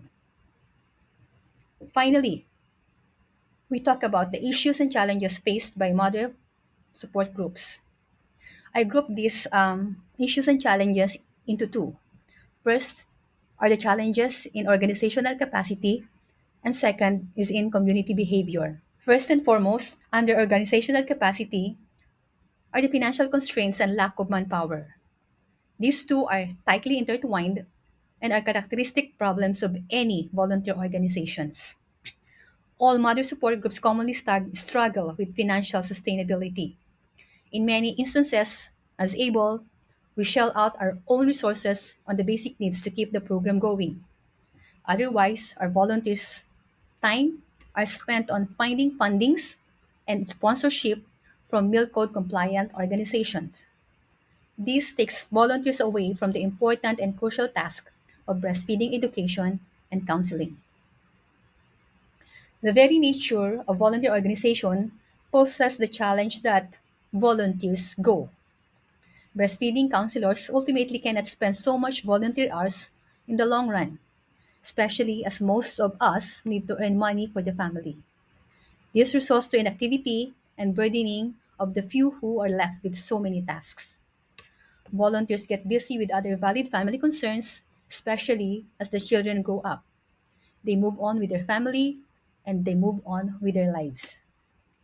When volunteers go, there is a need to go through the same process of doing recruitment, screening, and training of new ones, while the remaining counselors need continuous upskilling and retooling, which translate to more money and time needed. This photo shows one of our volunteers, Eloisa Camacho, doing volunteer work with all her kids in tow. The second group of issues and challenges are that of community behavior. first is with the mother and families. Many of them are not prepared to get the support they need. Not knowing the real value of breastfeeding, many lack real commitment in pursuing breastfeeding support, as evidenced by, in Las Bañas experience, high pre-registration rate in breastfeeding classes but low turnout in actual classes. Many are not willing to invest time and energy on the breastfeeding support services. Many also don't invest money. They just want to get all services for free, be it counseling, breastfeeding class, and even lactation massage. Mothers, especially first time ones, are lured to join so many mushrooming, attractive but questionable online support groups. Groups whose face value is breastfeeding advocacy, but in reality are at best ignorant of evidence based information and at worst milk code violators. Lastly, for the mothers and families, their commitment may wane due to conflicting messages from well meaning people. With the government, we are happy for the many partnerships that have been formed between us and you.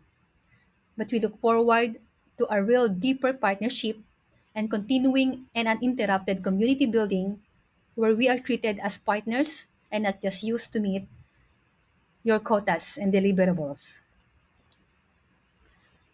With the healthcare providers, we still see many lapses in the implementation of Unang Yakap and the Milk Code. Another is the affirmation mothers get from some healthcare providers. Affirmation that they don't have milk or that they have little milk. And there are just so many prescriptions to families to get donor human milk. Instead of really sitting down with them or referring them to mother support groups for a skilled breastfeeding support. When donor human milk is prescribed, it is much like prescribing infant formula, just by a different brand, DHM. This seemingly breastfeeding friendly prescription makes families source for donor human milk from just anyone. Many are not screened. Some families even buy donor human milk. Imagine the big problem that we might be facing as a result of these too many unwarranted prescriptions for donor human milk. Some families reach out for DHM to the right support groups like us. As a matter of policy, Latch assess their need. Very sorry to say here that maybe I am estimating at least 80 to 90 of the percent of the times there's no real need for donor human milk. What is really needed is breastfeeding counseling, the assurance that they have milk, and the confidence that they can provide all the milk their babies need. Mothers need to be affirmed that they are enough for their little one.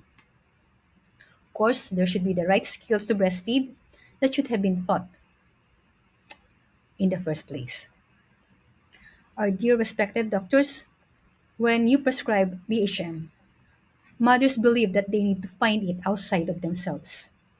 When this happens, they look at us in the same way that many healthcare providers treat us, not as breastfeeding pre-counselors, but DHM dispense. We become the new brand of cow. It becomes very difficult for them to see that we as mother support groups have something better to offer them than just donor human milk because you sent them to us for donor human milk in the first place. The worst part of the matter is that mothers and families get conflicting evidence, or rather, conflicting advice. The healthcare provider says, go get DHM. But we say, you don't need DHM.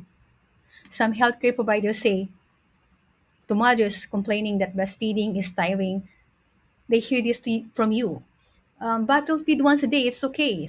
So you can rest, you need to take care of yourself. But we say, continue breastfeeding. There is oxytocin rush that goes with breastfeeding. And then we give them practical tips or we show them how breastfeeding can be so relaxing. These mixed messages from the mother support groups and from the HCPs can leave the families confused.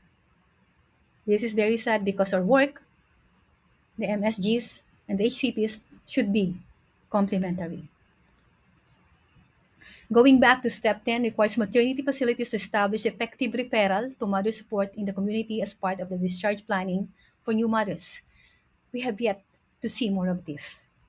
It is not enough to provide a leaflet or a link with contact details of mother support groups for the particular mom. We should make sure that those support groups are still functioning and contact details are up to date, and that these moms have access to appropriate breastfeeding support 24/7. Last two slides. Breastfeeding is an art. It is also science. It is natural, but it is a skill. Thus, it needs support.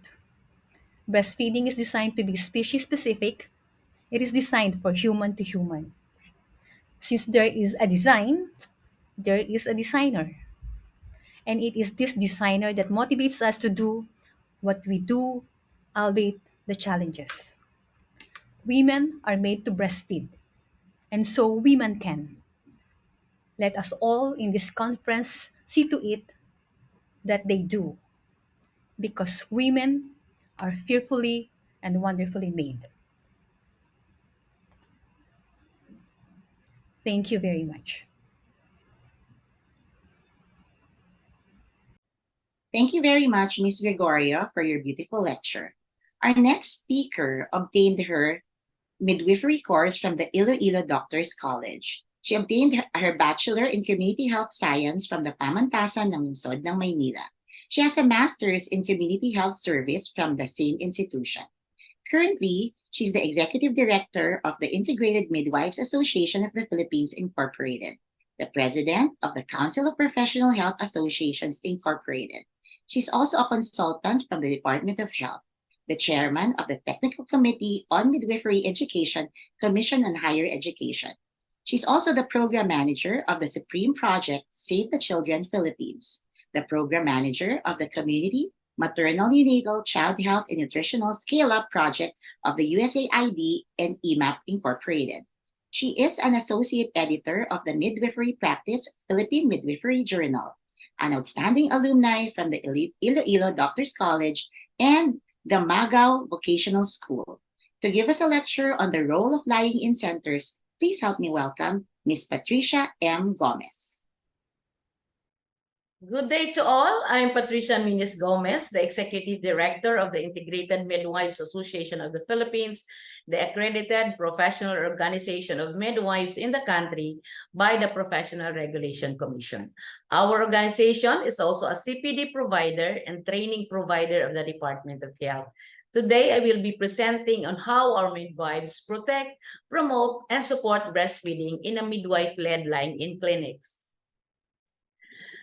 The outline of my presentation, what midwives should know about EO 51, the first 1,000 days of life, why breastfeeding is important, and the strategies to promote, support, and protect breastfeeding, as well as their health education to include, of course, breastfeeding counseling. EO 51 or Milk Code is the National Code of Marketing Breast Milk Substitute. Breast milk supplements and other related products. This is to ensure safe and adequate nutrition for infants is provided and the need to protect and promote breastfeeding. Health workers should be aware that there should be no advertising or promotion of breast milk substitute. Manufacturers and distributors are not allowed to give samples, breast milk substitute, or gift to public, more so with a healthcare professional. No sale, advertising, nor any other forms of promotion to induce sales of breast milk substitute. More so that manufacturers and distributors are not allowed to distribute to pregnant women. In July of 2009, RA 128, or the Expanded Exclusive Breastfeeding in the Workplace, mandates that this workplace compliance with EO 51 and an act providing incentives to government and public health institution with rooming in and breastfeeding practices. A time span between conception and one's second birthday, or what we call why the first 1,000 days of life, when the foundation of optimum health growth and neurodevelopment across lifespan are established. The first 1,000 days is crucial window of opportunity to create brighter and healthier futures. No, we know that stunting commonly occurs during a fetal life and soon after birth up to until the 2nd year of life. The development of stunting follows the same pattern in all the regions of the world. We know that there are 3 phases of malnutrition. And here we have about 149 millions. Of course, those who are under 5 are affected by stunting. And 45 million under 5 are affected also by wasting. And 39 million under 5 are affected, of course, by overweight. This is, of course, a data, of course, coming from the UNICEF, the World Health Organization, or the World Bank, or other international partners.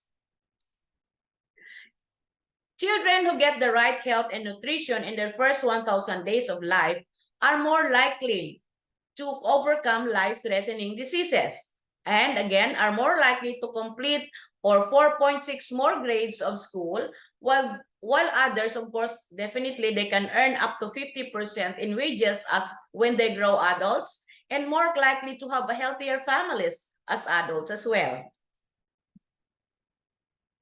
How does our midwives practitioner promote and protect and promote breastfeeding in lying-in clinics? So first, what is a lying-in clinic? It is a primary health level healthcare facility for a low-risk childbearing women having normal status during pregnancy, childbirth, and postpartum. What are the Department of Health training requirements before a midwife can be given a license to operate a birthing facilities? Trainings that they should undergo, are the following: basic emergency obstetric care, basic life support, basic emergency obstetric care, which is a 7 days training, basic life support, which is a 2-day training, and essential intrapartum newborn care, which is a 3-day training, and of course, lactation management training, which is a 3 days training as well. Midwives should be knowledgeable of the importance of breastfeeding for them to convince or motivate women to breastfeed their newborns. We know that breastfeeding is important because it protects the health of infant. It is readily available. Human milk is a living fluid that actively protects against infection. And we know also that artificial formula provides no protection against infection among our newborn. Emphasize to the mother that the importance of colostrum, which is a nutrient dense and high in antibodies and antioxidant to build a newborn's baby immune system.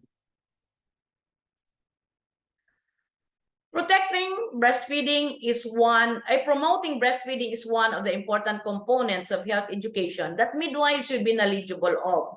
During prenatal checkup, like the importance of breastfeeding for low birth weight infant and preterm infant as well. What information should a pregnant woman needs during pregnancy and lactation, as well as breast preparation during the lactation period. Midwives should as well have a good communication skills. And since they have already training on EINC, they should advise mothers to practice skin-to-skin contact to promote breastfeeding and bonding, and how to store milk if the mother is working. It is a must also for a midwife practitioner to attend updates and trainings on topics related to breastfeeding.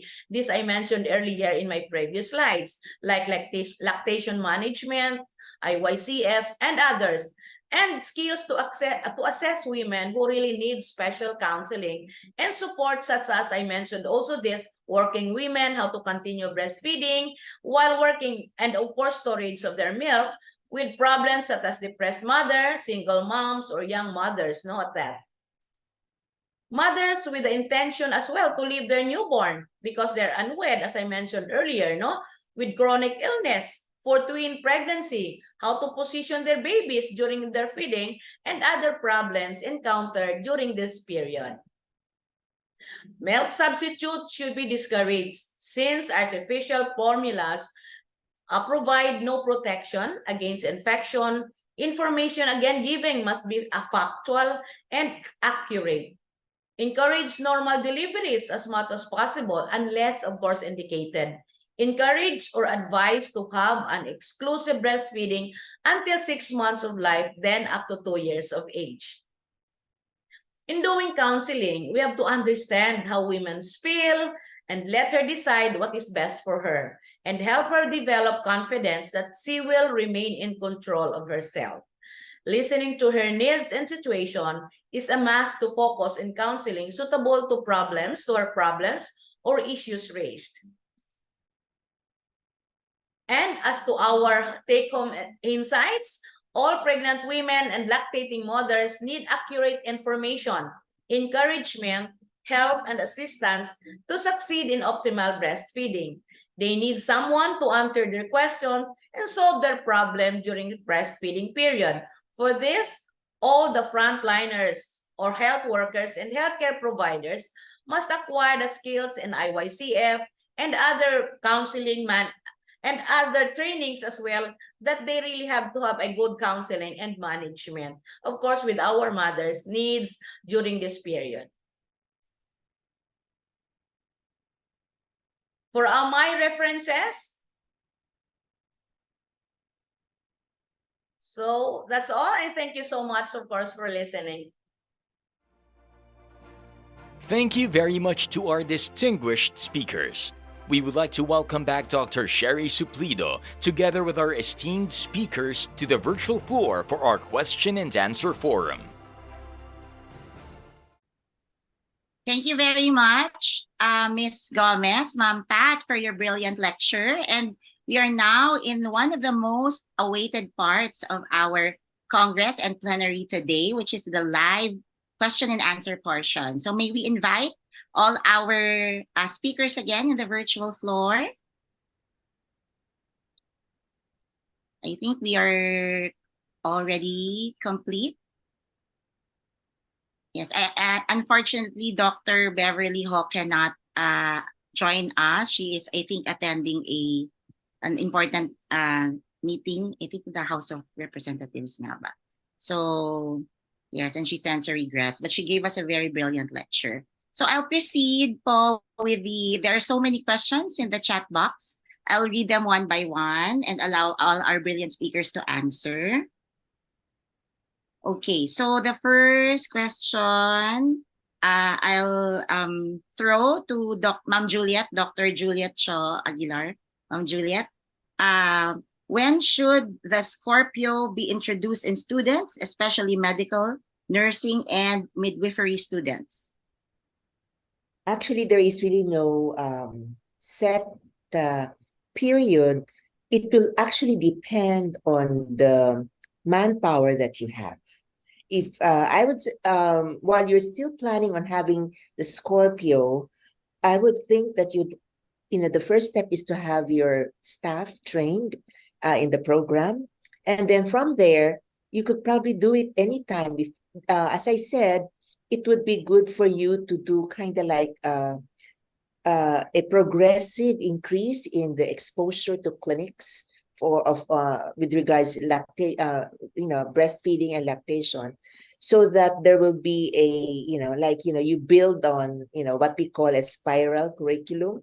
So you might start off with the first year of medicine or the first year of education. It all depends on how much time you can devote to it, but the idea there is to break up in smaller groups rather than having the teaching in the big classroom setting, so that when of course, it will be more manpower intensive. So it will be a strategy that may be different for each school, but I think the concept there is really like small groups, participative, and multidisciplinary. That's how I think it will work. Thank you, ma'am. So you don't really need a big group first. As long as you have manpower, just a small group of people who are very willing and very dedicated, they can start with that. Yeah, what they can do, what they can do is really have some kind of nowadays you can do what we call flipped classroom. You instead of doing all the theories in class, you have them read the topics and then test them in when they do face to face with you. Yes. So I think that would be more productive and won't be time consuming if they study That's first right. before they.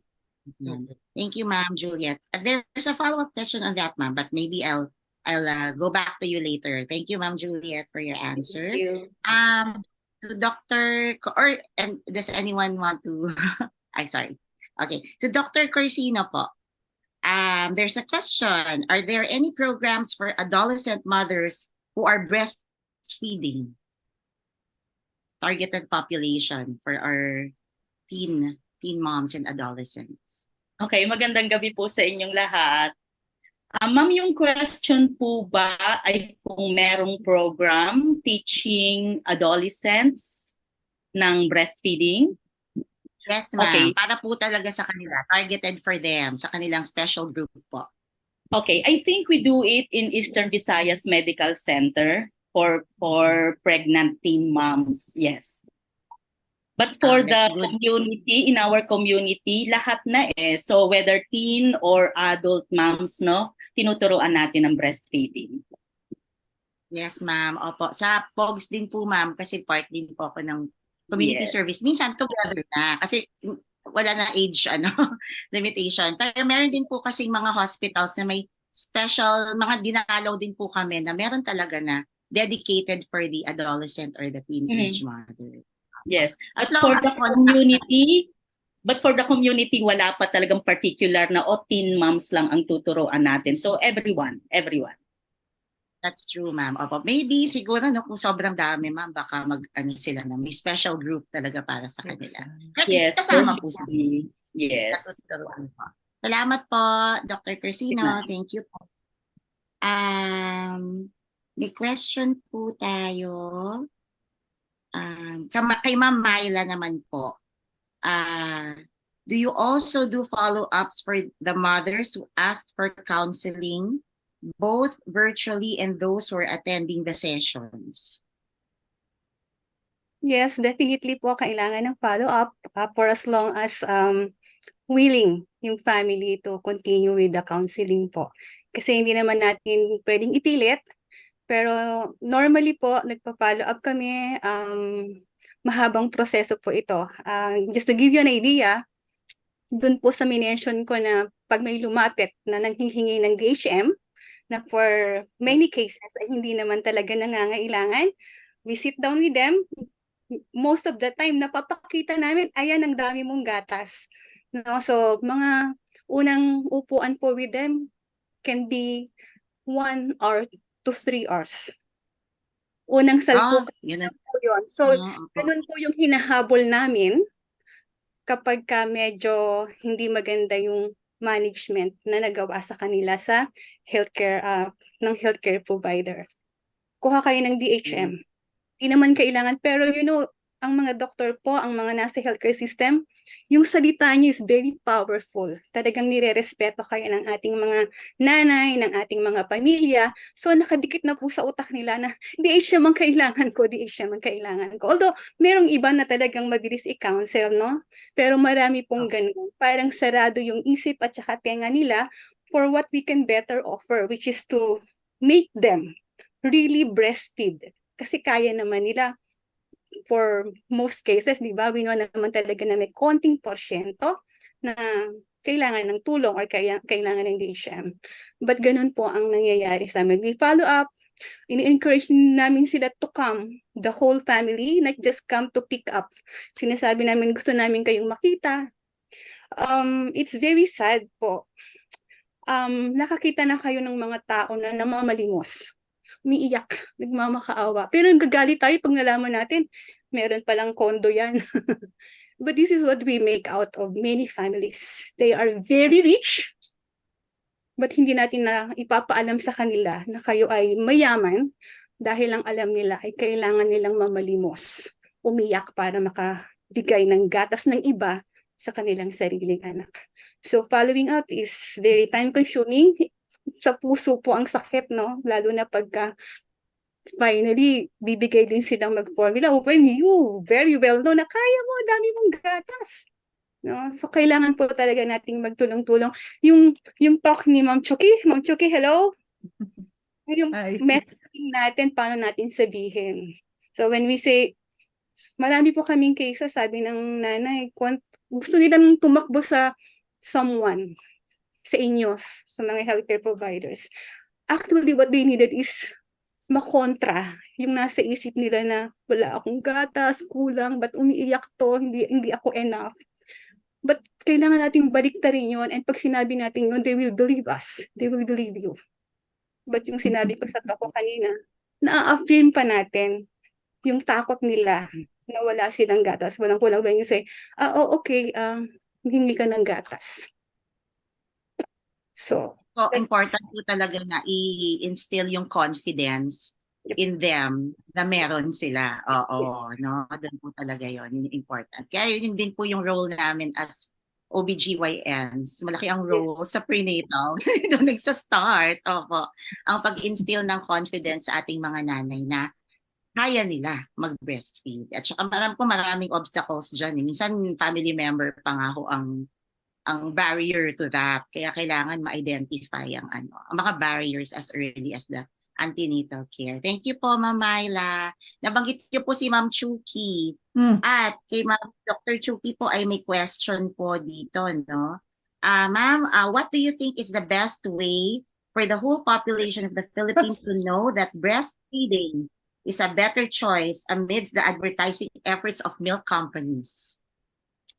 Hi, good evening po sa inyong lahat, and thank you again for inviting me here. Talagang hindi ako makakatanggi kay Dr. Au or kay Dr. Mian.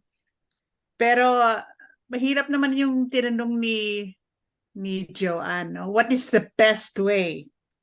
Well, of course, the best way is for the Department of Health to allocate something like close to $55 billion para pwede na natin tapatan yung advertising efforts ng mga milk companies. You know, the difficulty today is that whatever is done by a milk company in another part of the world, may impact po dito sa atin.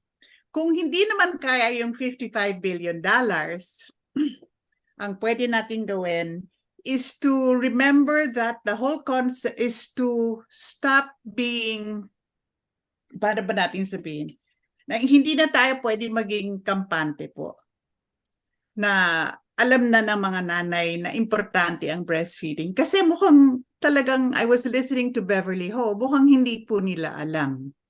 The best way that we can move forward on this is, as Myla was pointing out, napaka-powerful po ng ating frontline workers. Napaka-powerful ng ating midwives, what the doctors say, what the nurses say, yung unang salita po ninyo, kailangan po maintindihan yung power ng salita na yon.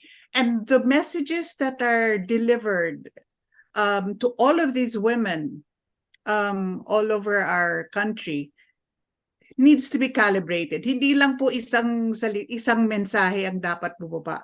Kailangan po yung mensahe nakatutok po kung anong pangangailangan ng nanay. I was trying to impress on that. It has to be behavior focused. When the mother comes out of the delivery room, pagod na pagod po siya. Isa lang gusto niya malaman, 5 ba ang kanyang, 10 ba ang daliri, 2 ba ang tenga? They don't need to know the technical terms. They need to know your child is fine, but there's a little more that you need to do, nanay. Meron pa tayong gagawin. Sisiguraduhin po natin na talagang maayos po ang anak natin. Kahit na pagod siya, alam niya na kailangan niyang gawin at kaya mong gawin. So if the frontline workers are able to agree on the different messages that you bring forward, not only at birth, but as been pointed out by the studies, the prenatal visits are powerful. They need to be able to enter the birthing experience na alam na nila paglabas, hindi pa tapos ang panganganak kasi kailangan pa maumpisahan ang pagpapasuso ng bata. So if we can get that happening, if we can realize that we are in a crisis of care, imagine, pagdating ng 5th month, 60% of all of our children are already taking artificial products. Nag-umpisa na yung kanilang junk food 5 months pa lang. Importante na mangyari yan. I can go on and talk, but I think we need to think about it, make it a priority agenda. And if we don't have the money, let's use the power of all of us here today and make it work. Yun lang po. O meron pang isang tanong sa akin, Yes. pero balikan mo ako later on. Okay po. Ang dami questions sa inyo, ma'am. Hindi, Siguro meron sa... na- Oy, Yun, would go. you like to answer that, ma'am? Na po. Kasi tinanong nga sa akin ni Dr. Au, ano daw yung mga misleading statements na sinasabi ng mga milk companies. Medyo delikado, Yes, you're putting me on a important. spot on that one. So ang ginawa ko, hinanapan ko ng evidence. Pumunta po ako sa WHO at there are studies that have been found out that some of the false claims used by milk companies are that, number one, formula products with added ingredients improve brain development and immunity. Mali po yun. Formula products are needed after 12 months of age. Mali po yun. Breast milk is inadequate for the nutrition of older infants and children. Again, if you start communicating that, babalik po yun sa nanay na may infant and she will think, mas magaling pa talaga sila, yung ganon. And then of course, that formula keeps babies fuller for longer and therefore helps them sleep. And then lastly, that the quality of breast milk declines with time. Hindi po totoo lahat ito, and we need to be able to negate all of these statements as we talk to our nanays. So yun lang po. Thank you very much. Thank you for sharing that, Ma'am Chuki, ayan, para po sa alaman. Ikwan ko, i-share ko yung source sa chat box. Talagang evidence-based po. Para hindi naman Mahirap naman po ako kasi hindi pa ako nag-content review. Pero I must say that there has been a very good content review of the Philippine setting by Claire. So if she could come in and share later on, baka mas maayos yung discussion. Salamat po. Thank you, ma'am. So we should be discerning the facts that are presented to us, no? Alin po yung may evidence at alin po yung wala. Thank you po, Dr. Chuki. Si Ma'am Pat naman po, Miss Gomez po. Sa inyong, kayo po alam ko, you're a staunch, ano po talaga, advocate. All of us naman. Sabi nga ni Ma'am, last, Congress, dapat wala nang breastfeeding champion kasi lahat daw tayo dapat breastfeeding champion. So wala nang i-identify as such. But I know that you are also a very staunch advocate. Ma'am, in your journey in this breastfeeding advocacy po, may challenges po ba kayo, Ma'am Pat, kasi dahil po ang ating title ay supporting, promoting, and protecting breastfeeding. Meron po ba kayong, in any of those po na tatlo, challenges po that you encountered? Yeah, I think you're right, Dr. Sherry, that all of us are already champion when you say breastfeeding, because all of us really are knowledgeable that breastfeeding is the best, diba, food for our newborn.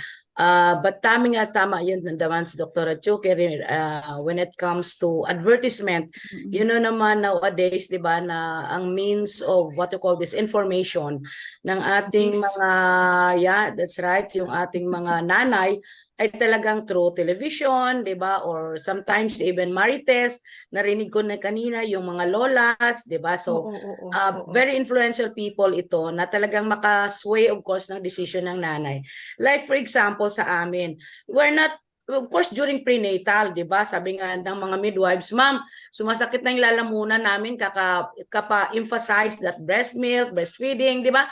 Mayroon silang ginagawa ng yung birth plan, di ba? And every prenatal yan, paulit-ulit ng paulit-ulit. But at the end of the day, di ba, like for example, ako nanganak ako sa Faberia, cesarean section. Tapos itong katabi kong babae, walang gatas. Di iyak. Tama yun, doktora, kanina sabi mo, Dr. Myla, iyak ng iyak, di ba? Wala siyang ipadede sa anak niya kasi talagang siguro na-set, ano ba yung mindset niya na talagang wala siyang gatas kaya walang lumalabas, di ba? And it takes a lot of patience siguro really to convince the mother na hindi, May gatas yan, di ba? Padidihin mo lang. What I did, naku, nagpagdadede ako ng anak niya for 3 days sa hospital. Ako nagpa-dead because I have a lot. This is really my experience. 7 months pa lang akong pregnant, lumalabas na yung gatas ko. Maybe because I really eat a lot of vegetables. No, I'm a vegetable eater talaga siya. So I think that will also help yung aming experience, di ba? Nire-relay mo sa pasyente. Kaya lang yan, tama ka, Dr. Chucky, na mahirap kontrahin ang media. 'Di ba? I was katagalan ko na sa aking profesyon at saka when we had this hearings in the Senate, kasama kami nung AO 51 na yan dati, Dr. Sherry, kaya matanda na tayo. Kasama pa ako diyan sa Congress, sa Senado na yan para ipaglaban, 'di ba? But unfortunately, 'di ba, there's already a law, etc. And mahirap kalabanin talaga itong mga multinational. Kaya nga sabi natin, sabi Dr. Chucky, na no amount sometimes of, kaya patience talaga, patience. Yun na lang ang panlaban natin dyan kasi talagang kulang sa budget.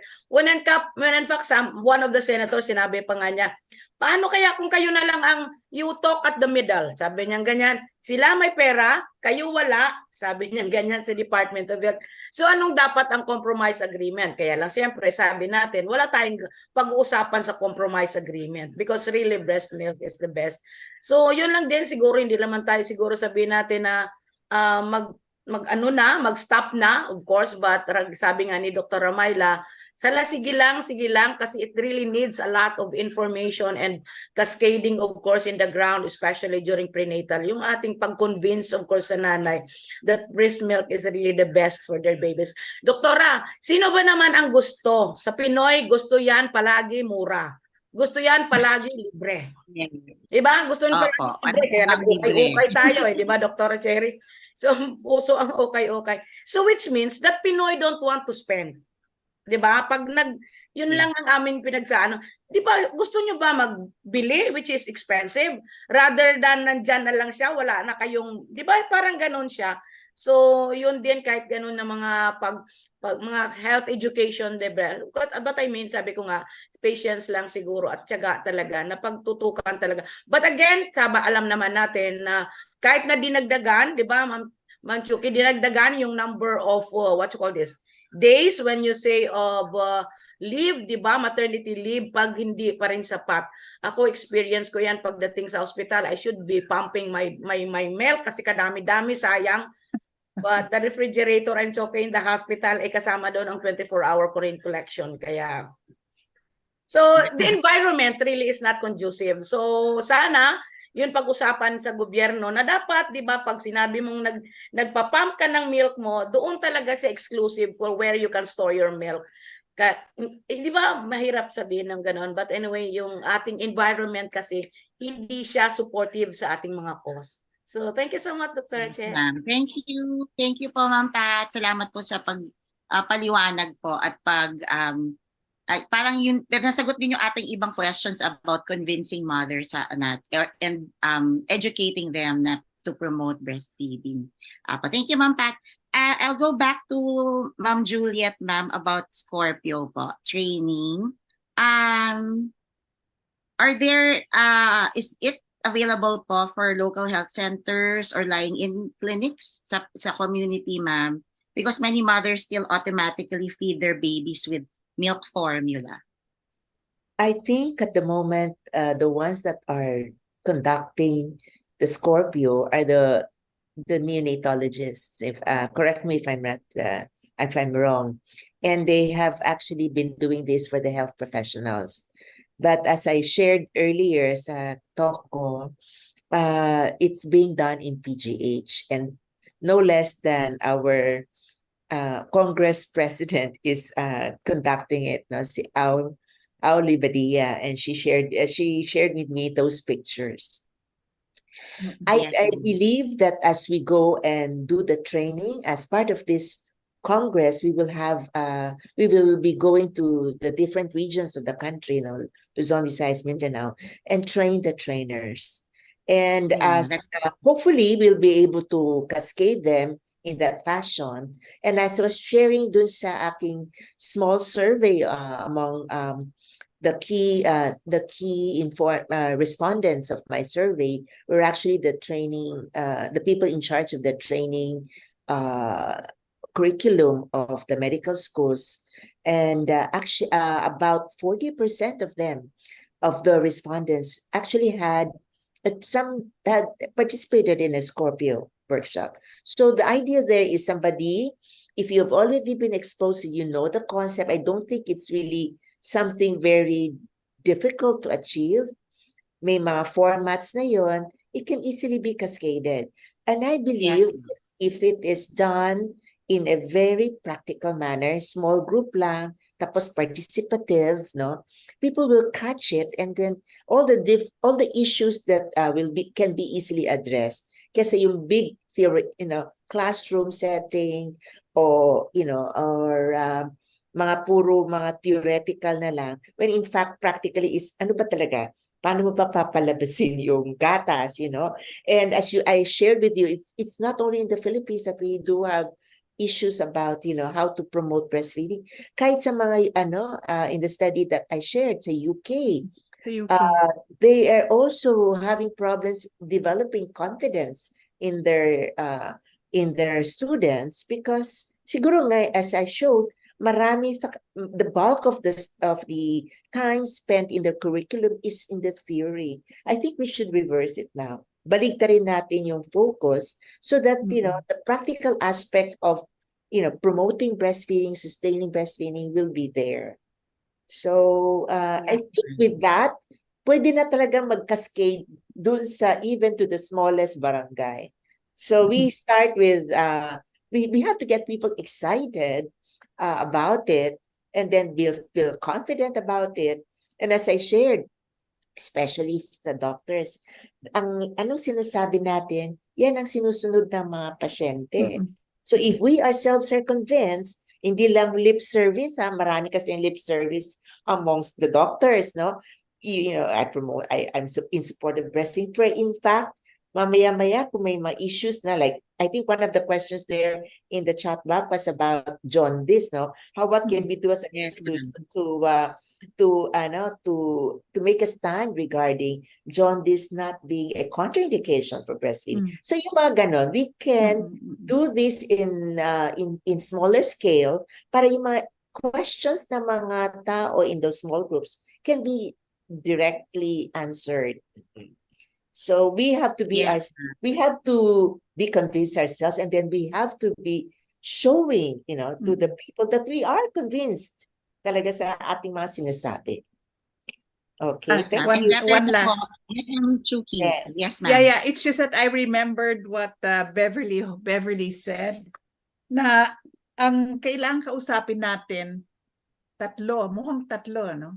Yung nanay importante kasi she's the main, the husband, pero yung mga nanay na who have been brainwashed by a series of miscommunication since the 1950s. Ang sinasabi kasi nila, tingnan mo naman ako, okay naman ako, bakit kailangan pa kayo mag-breastfeed? Hindi naman ako nag-breastfeed. So we need to bring them also into the conversation when you talk to them, dalhin mo sila sa loob ng kwarto. Ito ang pag-usapan natin. Lahat kayo kailangan sumuporta dito sa anak na to.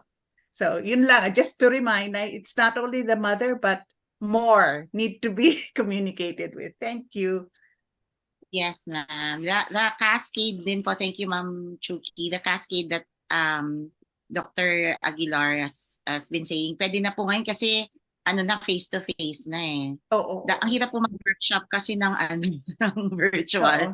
In the past 2 years, na-experience natin yan. Ngayon po kasi di po pupunta in the regions and then the communities, that would be better po. At barangay level or local health center, lying-in center, that would be better. Thank you po. In the segue to that po, meron daw po kasing reports na nyo po ba to, Ma'am Pat, that sa mga lying-ins, there are some lying-ins clinics daw po na some midwives, unconfirmed reports naman, na they require the father to buy a can of formula milk. Yung para pong requirement siya na mag-formula. Opo, nakarinig po ba kayo ng mga report sa inyo na may ganyan? Or is our society, yung like the EMAP po ma'am, ganyan, are we doing something about it if po na-report na po sa inyo? Yeah, doktora kasi definitely no, hindi naman yan sila magsabi sa amin. It's because, 'di ba, hindi naman tabi natin na illegal. But I think, 'di ba, as health practitioners like us, siyempre we are promoting breast milk. So kung meron man yan silang stocks or meron man yan silang definitely hindi yan sasabihin sa amin, sa organization namin. Maybe sa kanila lang yon, 'di ba? Sa kanila lang, or how I don't know paano din nila tinatago yan, di ba? So, kasi definitely hindi yan sasabihin sa labas di ba? But sometimes siguro, makita mo na lang, maybe testimony ng tatay or ng nanay, di ba? Well, hindi naman reported sa amin. So, we'll try to check about that, doktora, and thank you so much. Pero at the end of the day, even though, like for example, sabi natin na even though sometimes, nagbibisita, siyempre nga naman, di ba? Hindi naman sa clinic, alam mo naman, maabilidad ang Pinoy, hindi sa clinic because they're not allowed. I don't know where, saan na dinadala. So, yun lang din ang sa akin, doktora, na parang they have to be aware of that kasi siyempre, pag sa clinic, they are not allowed. Of course, definitely, yes. Opo, or baka isolated lang din po to, no? Cases. Hindi natin, doktora, maiwasan yan. Di ba sabi nga ni Ma'am Chuki kanina, human being as they are, 'di ba? Human being as they are. So, pero minsan nag-aagaw yung puso mo at saka siyempre alam mo naman, 'di ba? Tao lang. Yes, ma'am. Opo. Sige, ma'am. At least it has come to our attention na baka may mga ganun. So, yes, po na, we will be vigilant po in the monitor. Yeah. Opo. Thank you po, Ma'am Pat. Some of na-extend ang ating Q&A kasi maganda po ang ating discussion and sobra pong daming questions. I'll read some of those. Some are anong tawag po dito? Very practical. Common questions, pero talaga namang ano po ito, struggle for the breastfeeding moms. Anyone po is free to answer po. Good evening, doctors. Or may I ask if mothers with inverted nipples can also breastfeed? How can we encourage them to breastfeed? Good Kung sino question. po, opo. Pag nag-moderate ako, laging kasama yan. Top ka na. Top question. Opo. Sige po, anyone po who wants to, si Mamayla or... I'm ready with my props. Ayan na. Prepared. Gusto ko pong sabihin na lahat ng lumapit sa amin na may problema na inverted nipple has successfully breastfed. In fact, meron kaming mga cases na sa kanyang mga naunang baby ay hindi siya nakapag-breastfeed ever. Dahil dito sa miss na sana ay matapos na ngayon pagkatapos ng Congress na to. Kahit po inverted ang nipple ay kayang-kaya pwedeng magkaroon ng optimal breastfeeding. It can last for years. Okay? Kayang-kaya po yan. But you need the right help. No? So ito po yung isang napaka cost-effective na tool na pwedeng gamitin. But I want to mention po, with all due respect, na marami kaming nakikita, binibigyan po sa ibang ospital nitong tool na to, but hindi alam gamitin ng family. And minsan po, mali yung binibigay na puller, no? So, marami pong tulong na pwedeng ibigay. Unang-una ay yung affirmation na kaya mo rin kahit anong shape and size ng iyong breast at kahit inverted or flat. Kasi sinasabi namin, there are 1,001 kinds of breast and nipple. Para hindi sila ma-insecure. Kasi, sorry ulit sa mga lola, na-insecure yung ibang mga nanay. Kasi, ay, baliktad yung utong mo, hindi ka makapagpasuso. So, it's another powerful message na mali na dapat nating, and sorry, sadly, may experience din po kami na nanggaling din sa healthcare provider. So when they hear this from the healthcare provider, it comes like a bomb. Hindi ako makakapagpasuso. So we really need to be careful, but it's so simple po with proper guidance. Po. So yun nga, parang sabi nila, yung ilong natin iba-iba, pinakahinga naman tayo lahat, di ba? Kahit musil ilong or we can breathe normally. So ganun din sa natawa si Chuki yung powerful ng message niyo. Oh, ganda. Maganda yung 1,001 different boobs. Pakita niyo na nga.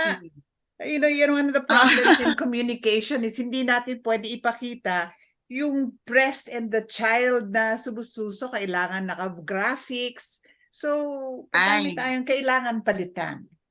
You know, the breast Yeah. was made to feed children, not for other things. Yun yung primary ano niya, primary purpose. Sorry, of- sumingit na naman ako. Pasensya na.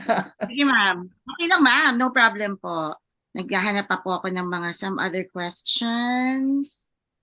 Dito po. Or, because we have 5 minutes left, siguro po, alam ko marami po tayong gusto pang ipahiwatig sa ating mga participants, at po na nakikinig sa atin. Lahat iba-iba po kasing nakikinig sa atin. May iba na maalam na sa breastfeeding. May iba naman po, some are mothers or now breastfeeding pero wala pa po silang alam.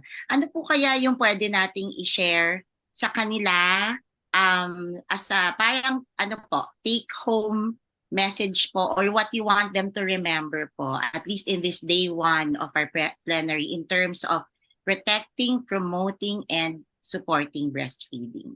Sige po, iano ko na lang po kung paano gumanon sa ano po. Si Ma'am Juliet po.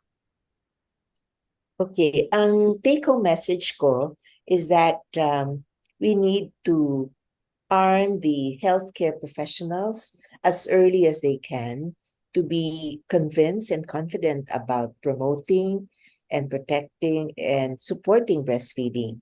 So kahit anong level ng training nila, kung pwede nga, sa grade school na magsimula, no? So much the better because it's easier to teach them while they're young. And I recall right now, I was really looking for that picture. Sana naisama ko sa lecture. I recall seeing a picture of the web of a baby who's, I think, probably a South American child of descent, no?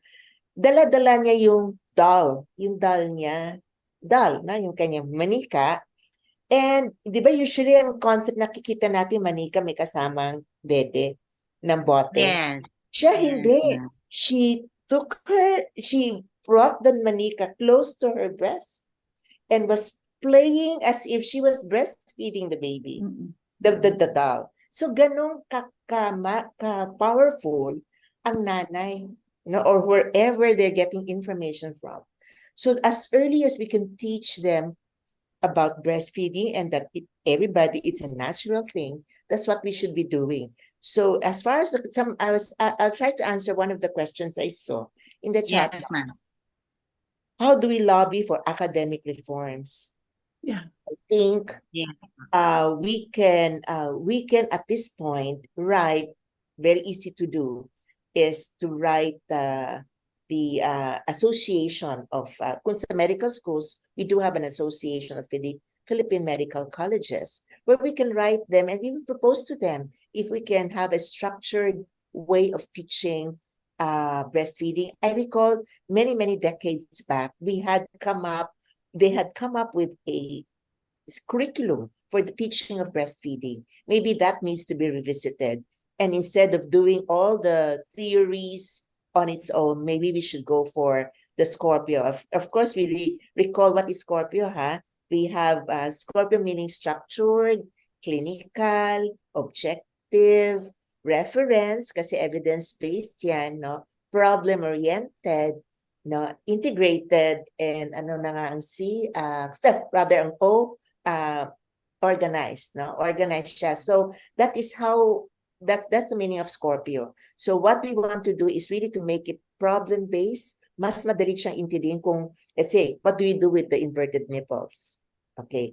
So what do we do with, even with situations when jaundice, yung mga ganon. So if they are so problem-based, it's so easy to transfer the information. So many things can be done. We just have to be willing to, and we should really be convinced ourselves. Yes, ma'am. So as early as the formative years, Yes, and then we have the Scorpio to reinforce it becomes a that. natural thing. Yes, ma'am. I agree po. Papalitan na natin ating mga dolls. Tanggalin ang mga pacifier saka ang mga bottles. Dapat magkaroon ng Barbie na nagbe-breastfeed para ma-promote po Thank you, Ma'am Juliet. Thank you po. Ma'am Pat, as I see you po in my screen na lang po. Ma'am Pat, ano po, lalo na po sa midwives, sa community din po, ano po ang pwede nating i-take home message po para sa ating Day 1 Plenary? Thank you again, Dr. Che.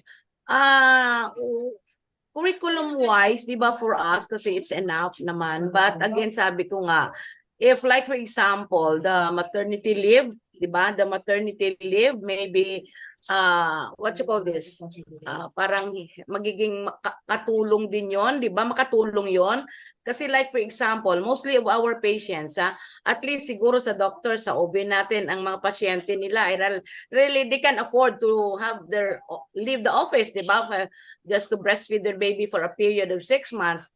You know, the midwives clients, like for example, nagtitinda sa palengke, daily worker siya, daily wage earner siya. So, in as much as you would like to, di ba? Kaya lang, siyempre, the environment is not conducive. Yun ang sinasabi ko, na dapat pantayan natin, di ba? Pantayan natin. I want to breastfeed, but the environment as well, dapat kapantay din siya, di ba? Kasi kung hindi ako magtatrabaho, saan ako kukuha ng pangtustos ko sa iba ko pang anak, di ba? I love to breastfeed, but hindi ko magagawa 24 hours. It's because I'm working. I'm a daily wage earner. Diba? So, yun nga din ang kalaban namin dyan because sabi ko nga, at sino ba naman ang client ng midwife? Ito yung mga taong ang hanap buhay ay pang araw-araw lamang na pagkain nila. So, yun din lang sa akin siguro na sana naman will help us of course lobby with the government. Paano ba natin mabigyan ng sapat na pansin, 'di ba, ang ating mga nanay na gusto mag-breastfeed, definitely, 'di ba? But because of their work, because of so many issues behind, of course, they cannot do breastfeeding. And kami naman, sabi nga natin, all of us siguro ay talagang do believe, kaya nandito ngayon tayo, do believe that breastfeeding really is really for the good for our newborns, no? Katayo nga ng mga health worker, ako nga sabi ko, I only breastfeed, I'm sorry to tell you, I only breastfeed my babies for 3 months. Kahit nakadami kong gatas. And of course, during the night, I do breastfeed but during the day, because I'm working, I cannot do it. Diba? Sabi ko kay Doktora, Mayan palagi, Doktora, kung magsasabit ako sa LRT, kasama ko yung aking mga bote at saka yung aking mga pump, hindi kaya ako mahirapan din, di ba? And when I do sa work ako, saan ko tatago yung aking mga naipump? And I don't have the privacy, of course, doon sa work ko kung saan ako magpapump. So those are consideration na titingnan natin, di ba? We love to, why not? At meron naman akong gatas, why not? But at the end of the day, yun nga, the environment is not really conducive for this kind of thing. So thank you so much again and good evening to all of us. Thank you, Ma'am Pat. So ano na po yan, meron naman talaga pong struggles externally. So may internal ano na lang po, pagpupursigi dun sa ano po natin, no, sa ating breastfeeding mother. Thank you po, Ma'am Pat. Dr. Carcino po. What would you like to share po as a take-home message? Ay, ma'am, you're on mute po. Okay, sorry. Hindi lang po siguro take-home message, but messages, no? Medyo marami. Kung isa-summarize ko po yung mga problema na sinabi nila Ma'am Pat, no, on the environment not conducive to breastfeeding, yung budget na sinabi ni Ma'am Chuki na pagkalaki-laki para lang tapatan na yung milk company advertisements, yung kay Ma'am Mayla na problema yung mga lola, no, na sila pa ang nagsasabi na mag-formula milk ka na lang. Kay Ma'am Juliet na yung curriculum change natin na dapat talagang matupad, ano, with the OBE, with the outcome-based education that we have, with the universal healthcare na diniscuss ni Dr. Bev. Actually, it is high time that we go down to the level of the barangay. Lagi po akong naiiyak. Sorry, emotional po ako pag breastfeeding ang pinag-uusapan, no? Dahil sa barangay po, when we do community mobilization, ang mga barangay health workers usually kamag-anak po nila yung ating mga constituents sa barangay, no? At sila po ang pinaniniwalaan. And when you equip these barangay health workers, kasama po ang barangay officials, the barangay captain, the chairman of the Committee on Health, and the BNS, the BSPO, All of these people, sila po ang pinaniniwalaan kapag in-equip mo sila ng knowledge, we empower them, no? So sila po ang nagsasabi sa kanilang constituents, hindi, mag-breastfeed ka, no? Well, kapag nilecturean nyo po sila, ang dami nilang hindi alam na sa lecture maririnig nyo, talaga? Yung mga ganun po na once na alam na nila, ang galing-galing na nilang magturo, we create the demand for breastfeeding. Kasi kahit po pasukin ng milk company ang ating mga lying-in centers, Ma'am Pat, no, kasi nabalitaan ko na yan. If we create the demand, no, hindi, mag-unang yakap tayo, mag-breastfeeding tayo, wala pong magiging power ang isang milk company, however powerful yung milk company na yan, no? Kaya po natin pinasok ang barangay, makikita nyo, mas may pag-asa po sa barangay kesa po sa minsan sa ating mga colleagues na naniniwala pa rin sa formula milk, no? So ang laki po ng pag-asa, ng hope, lalo na po kapag ang mga barangay health workers, lola pala, tita pala ng isang lactating, ang galing-galing po. Yan po ang resulta ng ating project na halos 100% breastfeeding. Dahil kung may problema, we have a group chat o sino ang hindi nag-breastfeed, nag-formula milk, puntahan natin, i-discuss natin. At yung pagkakasakit ng bata is para siyang magandang timing dahil pag pumunta na sa akin, bakit siya nagkasakit? Dahil nag-formula milk ka. So nakikita po ng parents yung resulta ng paggamit ng formula milk. So yan ang tsansa na pasukin natin na hindi, ganito, i-breast milk mo, i-breastfeed lang natin at magiging okay si baby. So sa barangay pa lang po, sa municipality ng Dulag, 100% breastfeeding rate po yan. At dahil po sa training, sa education, sa 1 month and 6 months post-training assessment visits natin. Nakakapagod po, but we have to encourage one health worker at a time. We need to educate one barangay health worker at a time, one barangay at a time. At sana po maipalaganap natin, maipamalita natin sa buong Pilipinas. And I think hindi natin kailangan ng malaking pera for that. Just the passion, the dedication, and the time, no, and the love for breastfeeding. Love na Thank lang. you. Thank you. Thank you, Dr. Cursino. I like that. Let's create the demand for breastfeeding. Gandang yon. Tagline. Opo, ma'am. Tsaka, nandun naman na po talaga yung dedication, the love, and the passion. So, unti-unti naman po yan. Kaya po tayo, we have yearly congresses like this one. No?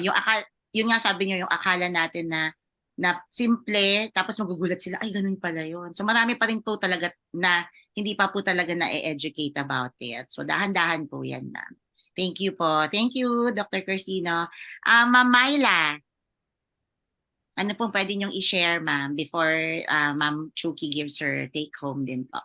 Unang-unang gusto ko ulit magpasalamat for this opportunity na makasama, magsalita before all of you here, representing the mother support groups. And gusto ko ulit i-reiterate na we are here at handang-handa kaming makipag-partner because we are part of the big umbrella. Hindi tayo kanya-kanya.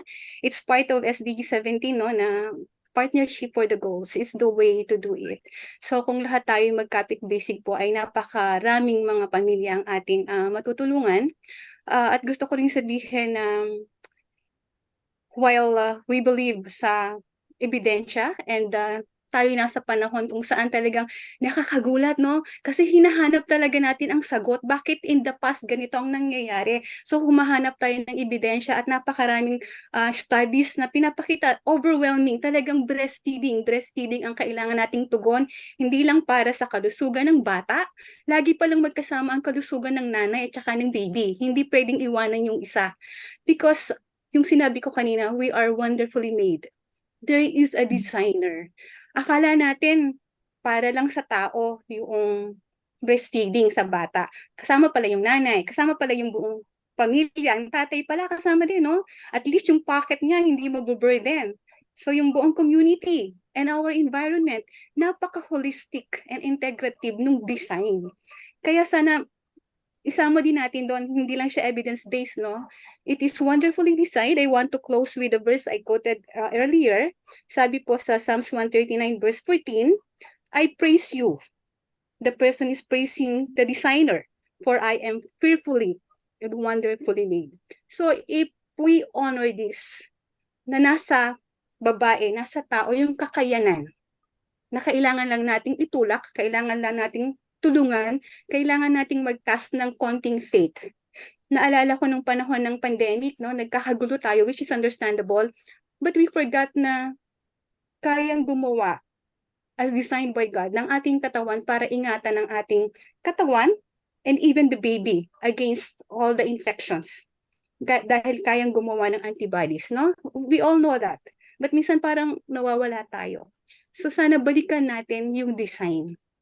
And with all the studies and the evidence that we have now, I think there's no way to go but forward at mas malusog at masayang pamilya. No? I always say breastfeeding is not just healthy, it is so beautiful. At gusto namin bawat isang babae, bawat pamilya, bawat bata, hindi lang siya malusog, ang pagpapasuso ay masaya para sa mga kababaihan at para sa ating buong bansa. So maraming salamat. Good evening. Thank you po. Thank you, Ma'am Myla. Tama yun. Ang natural design talaga ng Diyos ay hindi, tama talaga siya. No? Ganun tayo ginawa. So, let us make use of that and make the most out of it. Thank you, Ma'am Myla. And last but not the least, Dr. Chucky. Ay, wow. Okay. Ang message ko is for the new Secretary of Health, for Ted Herbosa, who I met more than 12 years ago with Dr. Mian when we were doing the Unang Yakap in Quirino. Tumating siya. He sat with us. He looked at the issues. So alam niya. I'd like him to, my message is, dear Secretary, can you sit down and listen to all of the stories that have come out of this Breastfeeding Congress and start a new powerful campaign or powerful program to make breastfeeding a natural part of how a woman is birthing her child and raising her child, starting in the communities as Anne, I really liked what you said. Moving into the curriculum as is so important. Kailangan alam ng ating frontliners what's happening. And to listen to all the stories that have been brought forward by Pat, by Myla. And in fact, realizing na kailangan lahat ng breastfeeding stations hindi nilalagay sa tabi ng janitor's closet. Kasi yun ang nakita ko.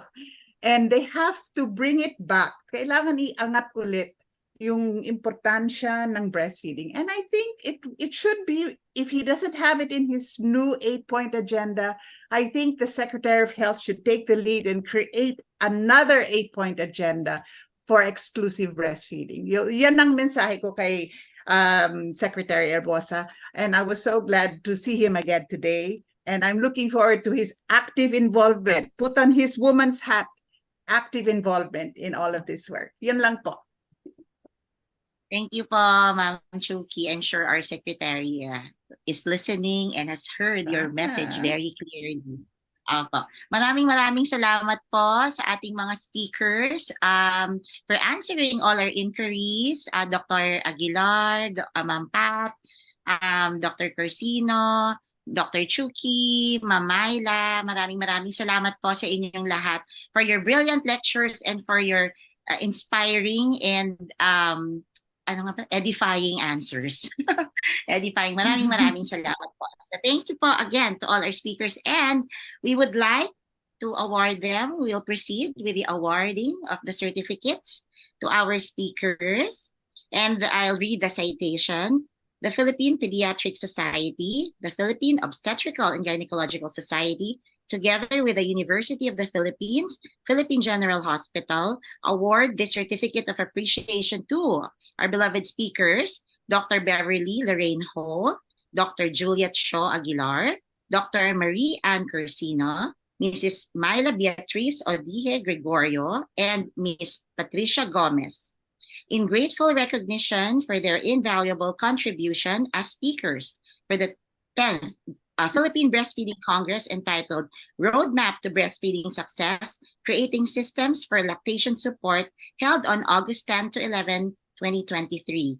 This certificate is signed by Dr. Aurora Gloria Libadia, our overall chair of the Breastfeeding Congress, Dr. Stella Marie Jose, co-chair of the Breastfeeding Congress, Dr. Resty Bautista, chair of the Scientific Committee, Dr. Marisa Lucban, president of the Child Foundation of the Department of Pediatrics of the UPPGH, Dr. Lourdes Capito, president of the Foundation for Reproductive Care, Dr. Teresa Ribaño, chair of the Breastfeeding Committee of the Philippine Pediatric Society, Dr. Florentina T., president of the Philippine Pediatric Society, and Dr. Efren Domingo, the president of the Philippine Obstetrical and Gynecological Society. Maraming salamat po for your invaluable time spent with us today. Exciting part of this Breastfeeding Congress na inaabangan natin, I'm sure. I'd like to remind everyone lang po, you can visit po, we have virtual booth exhibits po. You can click the link on the app, and we also have a handbook that is readily downloadable. Yan po, I'd just like to remind everyone. Okay, maraming salamat po. Also to our sponsors, Pediatrica, and ayun po, GDM. Salamat po for always supporting our advocacy for breastfeeding and being one with us to promote, protect, and support breastfeeding. Thank you po to our sponsors.